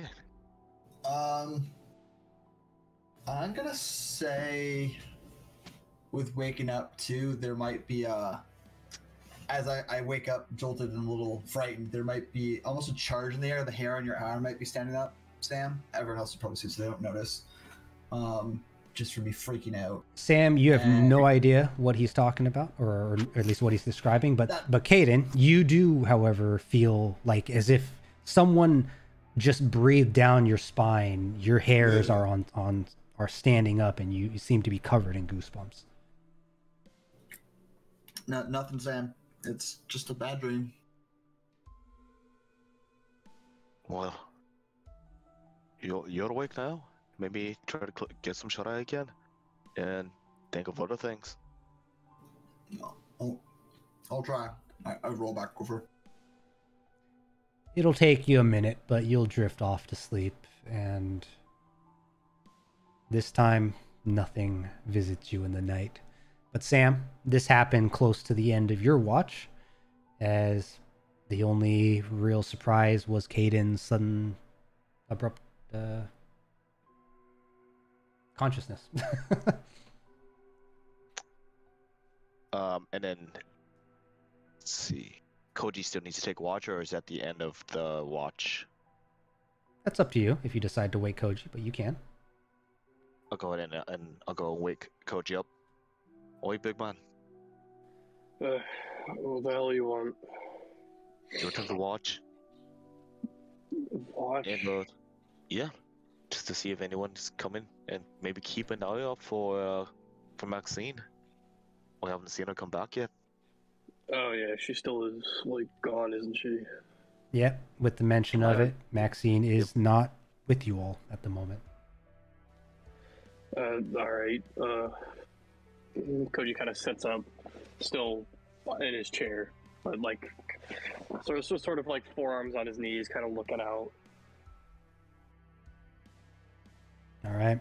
Sam, you go back to sleep, and Koji, you just sit there looking out in the distance, probably thinking about how this place sucks and you want to go home. But outside of that, you're not disturbed by anything as you keep your watch. In fact, as the 7th hour approaches, you actually begin to hear the camp start to stir.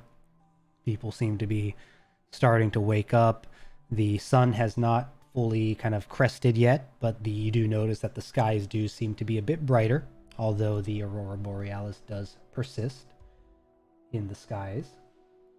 And you also hear the rumblings of the vehicles to the north. A couple of them seem to be warming up. You see that there's another exchange of people at the guards posts or the watch posts. And by the 2nd hour, you begin to hear the camp seem to fully awaken as the rest of you start to stir in your sleeps. You're not fully awake yet, but Koji, you, before the others awake, hear a vehicle that begins to, the sound of a vehicle that begins to move from the north around the perimeter clockwise. And as you kind of look off behind you in the direction of the noise, you're going to spot 3 of those Jeeps that seem to be heading southward. And in the driver and passenger seat of one of them, you spot Banuk, and in the passenger seat, Maxine, heading off somewhere.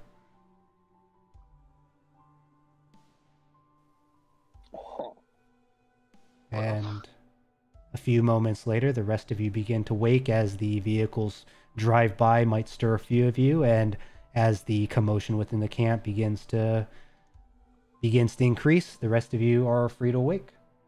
And if you've done anything to your character sheets, make sure you do that long rest. As also, as you awake, there is a sudden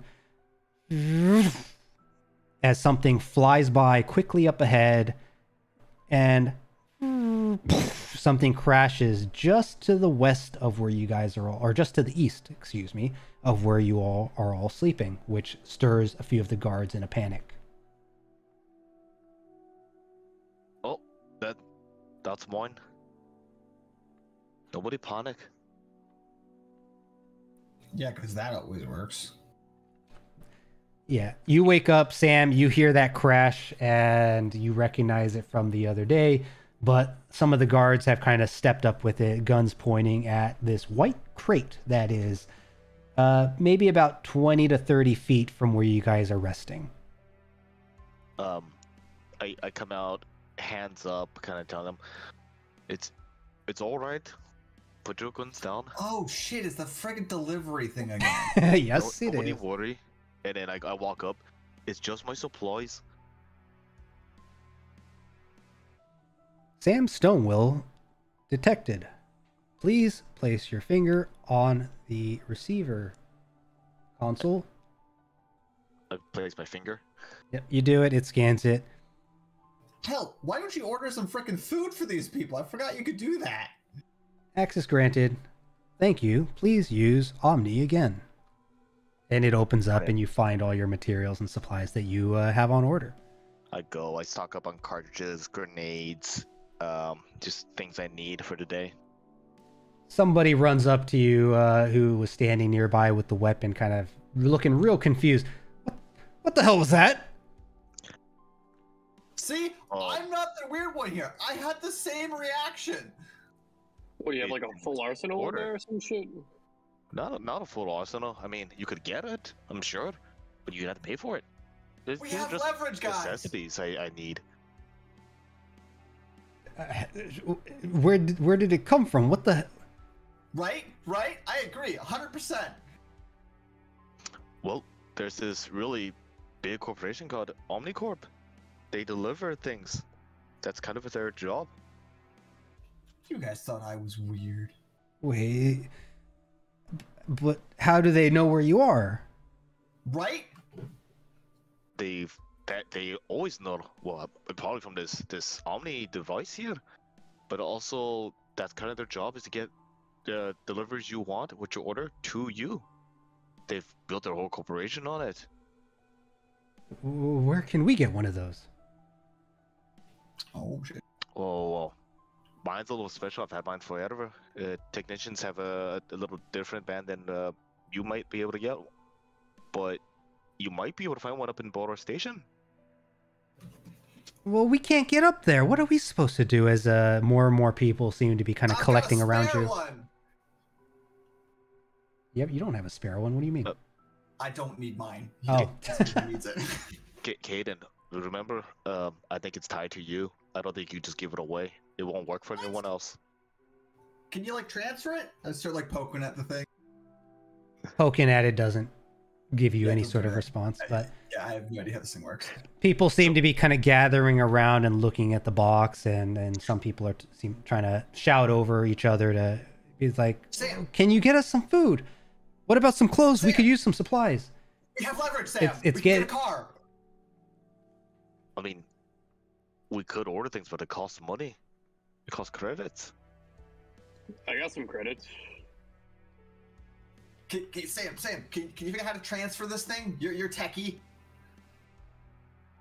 It's not that simple. The whole purpose of Omni device is to have it tied to a single person. It's supposed to be secure. Well, I don't need it though, and we can trade it. There's more and more people collecting around, and then you hear a voice it kind of rise up from the crowd or cut through the crowd. I do have a question on the box that drops. Yeah. After I take my items from it, what happens to the box? Does it stay there or does it go back? Oh no, it stays there. It's just I've there. littered the universe with these boxes. Yes, you have. God damn it. Yeah. Unless you were on like a station that had an auto cleanup location or something. The ones that have dropped on the planets, if you didn't take them to dispose them, yeah, they're just embedded in the ground from the drop. Peter hates this. Sam doesn't give a shit. But yeah, the Omni service. So wasteful and convenient. The Omni service, Dario, you've heard of it, but you've never registered for it. Koji, you're probably the same because you just didn't need it back on your home planet. Yeah, And- I got whatever I wanted when I wanted. Exactly. And then Caden obviously doesn't know much about the Omni tools, Omni devices, or the omnibus services, so he's obviously the confused one of the group. And Maxine doesn't have much need for it either because she has a bit of a different Omni device, being a part of the Dynasty organization. So, Alright. yes. So I want to go calm down. Look, I understand everyone needs resources, but the honest truth is, my subscription only has certain amount of items that can get shipped to me. Well, anyone would be... Dude, they could use grenades for all I care. We got leverage. You want to just start handing out grenades to Oh, people. shit. Well, what else could you order? Can you order something else? I mean, it sounds like a good idea to me. They'll be able to, like, defend themselves and shit. Cedar's voice cuts through the crowd. What is going on here? Get back to work, everyone. It's too early Hey, for Cedar. this. Not now. You know what you're supposed to be doing. Get moving. Guards, get back to your post. I'll deal with this. Clear out. As he just orders people to move over their protest, and slowly, reluctantly, everyone starts to kind of clear the area. All right. What is this all about? How many grenades is a car worth? That doesn't seem like a fair trade to me, but before we get to whatever the hell you talking about, what was that noise I heard, and why the heck was everyone standing here? What the hell is this box? Well, It's grenades. You just have a box of grenades. I mean, and other shit, it looks like. No, he walks Sam, over what's the to it. box? I'm pretty sure Sam already kind of emptied it out, but yeah, What there's was nothing the else box, left Sam? in the box. Cedar looks in. No, it's just a box. It's scrap metal. If you want it. He goes to lift it and can't. Huh. All right, well, I guess I'll see if my boys can do something with this. It looks pretty heavy duty as he clinks the end of a pen to the side of it. Here, a little tunk Well, tunk. said, I've had shipments delivered to me in the worst of planets where, and this thing always comes intact. He looks over to you and pauses and narrows his eyes. You can get shipments just airdropped like this. Yes, that's true. Is there any way that you can procure some other items for us? How much for a car? I can put a request in, but like as I was telling your folks here, I've got a subscription for a certain number of items, and that's what I can get daily. So it's not, the world of items. I'm sure that the corp can deliver it to you, but it's not what I've signed up for. What can you get? I see. So they only deliver a set number of predefined items is what you're telling me. Yes. Damn it. All right. Well, you looking over to Caden, you keep mentioning something about a car. What do you need a car for right now? Well, frankly, I'm tired of walking. We can use a vehicle. And he has this lovely service available to him. Is there a possibility we could swing a vehicle from you for some supplies? He tilts his head in a kind of a negative motion.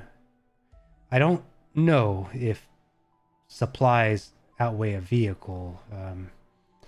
If you could perhaps provide us with some containers of fuel, that might be worth losing one. I swing over to Sam. Can you order fuel? Fuel is not on my list, unfortunately. So what is it It's on that the list. yes. Or I can get us water. I can get us stuff to cleanse food and dirty water. Moderately useful. Well, let's not get ahead of ourselves here. How many would you be able to procure?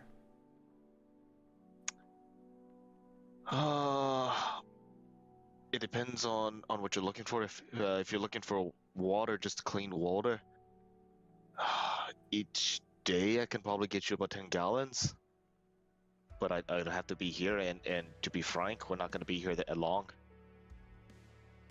How much water for a car? Well, if you are able to procure us some guaranteed clean water and perhaps something to make sure that what we put in our bodies don't make us sick, then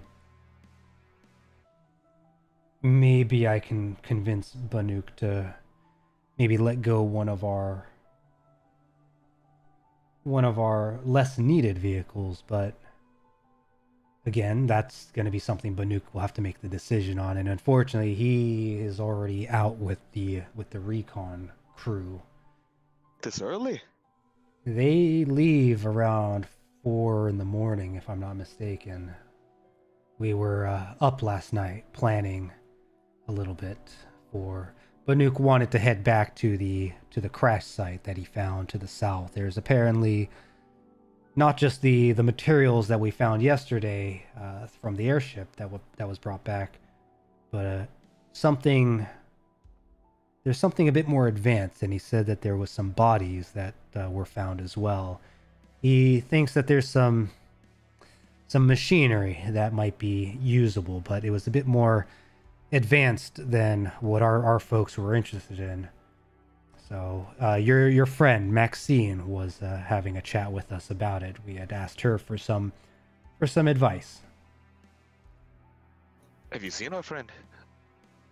We haven't seen her since yesterday. I haven't seen her since last night, but Banuk seemed to be trying to convince her to go with him to the crash site. If she's not around, she might be with him. Yeah, I saw her drive off. Oh, well, there you go. Oh, it would have been nice for her to tell us. Jeez.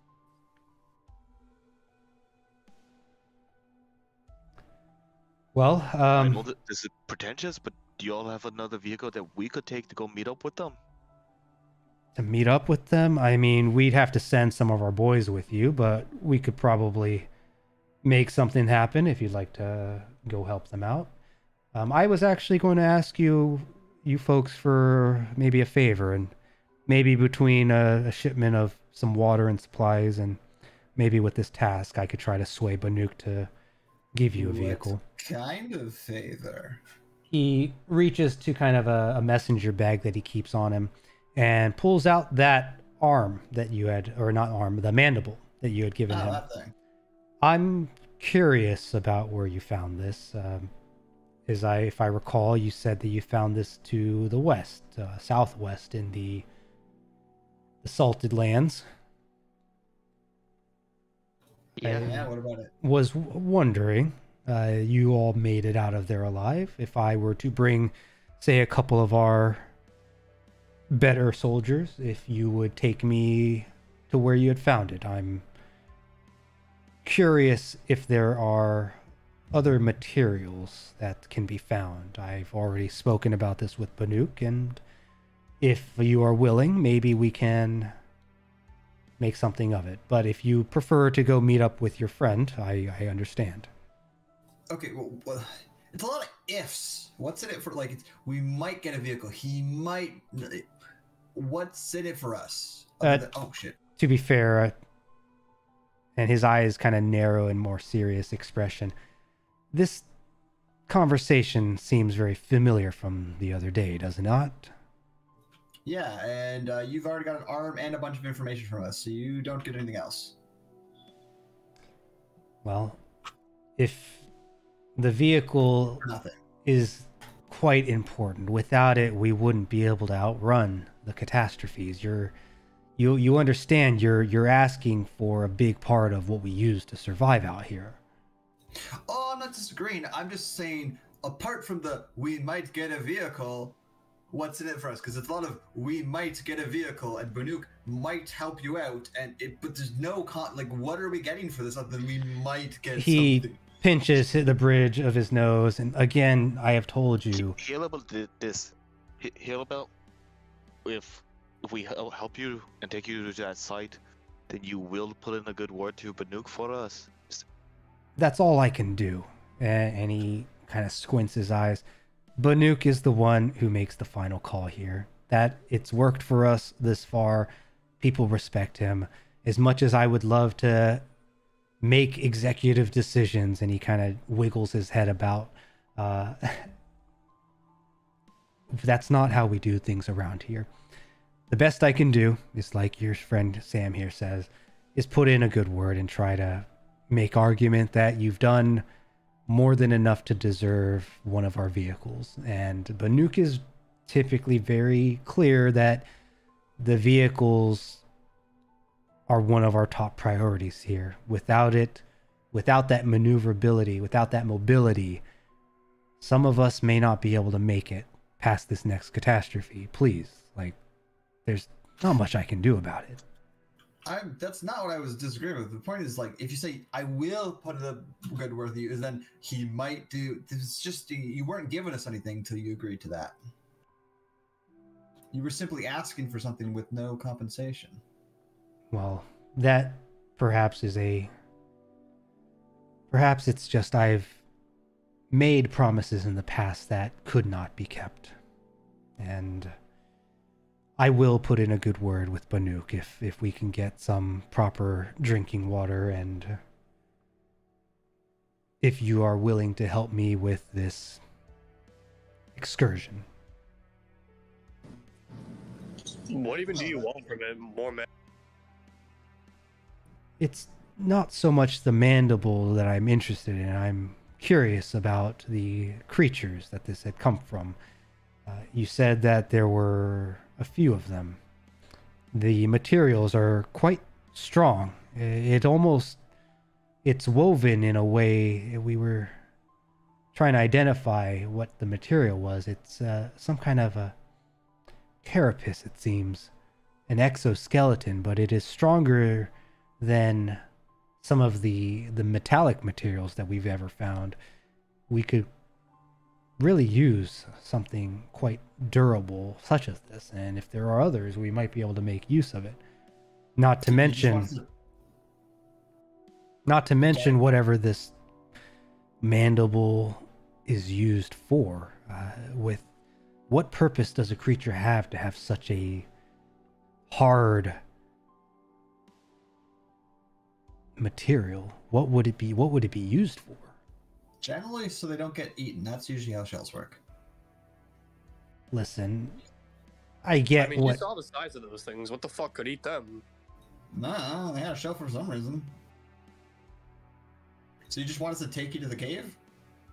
I'm curious. I have a suspicion. We found within the jaws some of the material in the salted lands. The landscape there, we haven't found a good way to tear through it, but if this perhaps provides us a clue, maybe that would provide us with some way to create shelter within these lands, which will be much more durable than I will say being one out in thing the open. too is cave might not be a good idea, but if you can find somewhere like that cave, you can weigh out the catastrophes in those. We were fine. That's what I'm hoping for as well. If we can create some kind of an underground bunker system within those salted, changed terrain, then perhaps we would have less of a need to navigate about.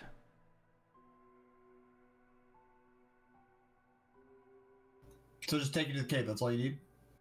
Well, take us to the cave, and I would hope you would stick around long enough to ensure that we can return safely as well. Obviously, I can't provide Banuka any good word if we don't make it back. Are we going inside the cave? The catastrophe, how many days until it moves again? Do you have an idea? He kind of stretches and looks northward. I was talking to Banuk about this the other day, and we can barely notice any sort of fluctuation. So by my estimation, I think we have maybe somewhere around 48 hours to go. My guess is that within the next 6 hours that the fluctuations to the north will be gone, and from there the timer for the next 24 hours will probably begin. Yeah, that's plenty of time.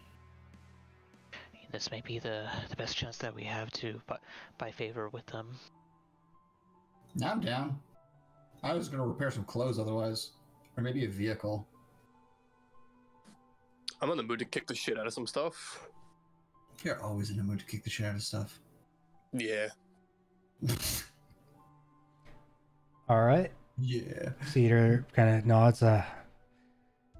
It might be dangerous. I don't know what's out there, but it seems that you've all made it out with little issue. So yes, we'll leave shortly. Can you all prepare in the next hour or so? Yeah, let me just get ready. Okay, I'm ready. Good. I just like adjust my bag that's on my back. I'll get a team together. I'll meet you all in the north, next to the vehicles soon. Okay. All right. Cedar walks off back to the kind of the central area. A few people kind of run out in different directions a moment later as you all prepare. Maxine. Oh, go ahead. Oh, no. I'll let you finish. Yeah. You also, or Koji mentioned Maxine had kind of gone off with Banuk early in the morning. And there is a little bit of a squad, a fire team being assembled. But until you are all ready, what do you do? I show my Omni Watch to Sam. How many credits do I have? I like wave it at him. At who? Sam. I look at his. Can I see how many credits he has? I probably have 0. I don't know. You pull it up and you kind of look through it, and Caden, you had a little bit of funds that you had when you picked it up, and it was all transferred to the device. But where is your currency? Oh, there it is. You have Like 6 or something, or 60? I can't remember. Yes, actually, that's a good point. Once we wrap up the session tonight, I want to talk to you guys about how we're going to change the currency a little bit just to make it a smudge easier to track. But there is going to be 62... What did I say it was going to be? It was going to be 62 million credits. Which isn't that much. Fuck, I don't know. Yeah, inflation's a bitch out here. So yeah, I'll talk to the rest of you about how many funds that you're gonna. How much supplies can we buy with this? Like, wait, again, I don't know how this shit works. Well, let's figure out how our day first, and then I'll look at supplies when we get back at the night. Okay, I can change my order at night. Okay. I'll just grab my stuff and get ready to go. All right. You all do the same? Yep. All right. You all collect your things, and you begin to head to the north where the vehicles are, and you see that there is a vehicle and one motorcycle that is waiting for you all. The large vehicle seems to have enough room to fit all 4 of you, including Cedar, who is waiting there with Luca and another figure that is on the bike that is all covered up and you can't quite make out. Is it Tina? She's covered up, but it does appear to be female. I'll say that to Luca. Is it Tina? Yeah, well, it is. Huh, can't seem to get rid of her. I mean, good. Why is she all covered up like that? Generally, you do that when Well, you're on a bike. she's on 2 wheels. It's good to be covered up. She's going to be providing us with a little bit of backup since Banuk had taken a few of the vehicles, and these 2 back here still need some work and maintenance done to them. So we're going to be taking this baby here, as he points over to the large kind of Humvee-looking Jeep, and Tina's going to be, again, providing us a little backup on 2 wheels. Out of curiosity, did Luca or Tina have any burn marks on them? They did not, from what you could tell. Okay, Maybe under their clothes, but again, facially, no. Okay. Of the folks that are coming with us, are they also going to be armed as well too? The folks that are going with you, Cedar has what looks to be a pistol that is on his hip, and he also seems to have some kind of what looks like more of a ceremonial blade on the other side. Luca is carrying a assault rifle in front of him, and Tina has what appears to be an SMG on a sling over her.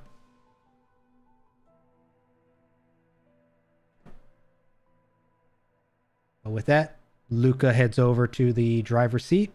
Cedar hops into the passenger seat, and the door is open for you all to filter into the back 2 layers, or the back 2 rows. How scuffed up is this vehicle? It's pretty dirty. It's definitely a bit darker in color. Some of the paint is chipped off. The sound of it seems reasonable. It seems to be functioning pretty well. And outside of that, there's no external weaponry on the vehicle, but the windshield is covered up, kind of Mad Max style, with some kind of blades to prevent anything from breaking through the windows. And there's bumpers on the front and the back, as well as some wheel covers that ensure that the sides of the wheels don't get punctured easily. So looking kind of apocalyptic. Is there any like holes in the metal siding or anything like that? Like been shot at kind of thing? To shoot at? Like has it been shot at? Like are there bullet holes in the side or cut up marks or anything like that? Or is it? This one has scratch marks littered about, and there's a few dinks in it, but as you circle around to get in, you don't see any bullet holes, if that's specifically what you're looking for. I'll hop in. Dario goes inside as well. I'll hop in as well. All right. As Same. you all get in and get comfy, the motorcycle whirs ahead in a thrum, and the Jeep follows. And that is where we're going to conclude episode 7 of Horizon Exploration. It's gonna get exciting. All To the right. cave. Let's go. Everybody just wants me for my Amazon Prime. I mean, you got that I'm thing. just saying, you guys give me such a hard fucking time when I was like, "What is this thing?" And you're like, "Oh no, it's normal, it's fine." No, it's not. Everyone has like, what the fuck? We never get like a warning in advance of it either. I totally forgot about that thing till it landed in camp. Yeah, to be fair, you guys have really only spent 2 nights on the planet, right? Yeah. I think Yeah. that was the second night. Yeah, that was the second night. So Wow. Oh, God. good stuff. Yeah, I know week by week, right? You guys are making some progress, learning a little bit about the world, but hope you're enjoying it. Hope all our viewers are as well. We're totally gonna take this car. Possible, right? Yeah, Possible. he's only bringing a few guards. What an idiot. I wasn't planning to steal it yet, but maybe. We'll see if we can do it without stealing it. All right. Well, thank you everyone who hopped on. We'll be back on May 8th. So again, a bit of a break. You can expect on the channel that there will be some clip materials released in the meantime, but due to some, again, scheduling conflicts, we'll be taking a bit of an extended just time off on the campaign. So episode 8, May 8th, be ready for that. And hopefully there'll be some action coming very soon. So next time on Horizon Exploration, looking forward to seeing you all. And with that, have a great night, everyone.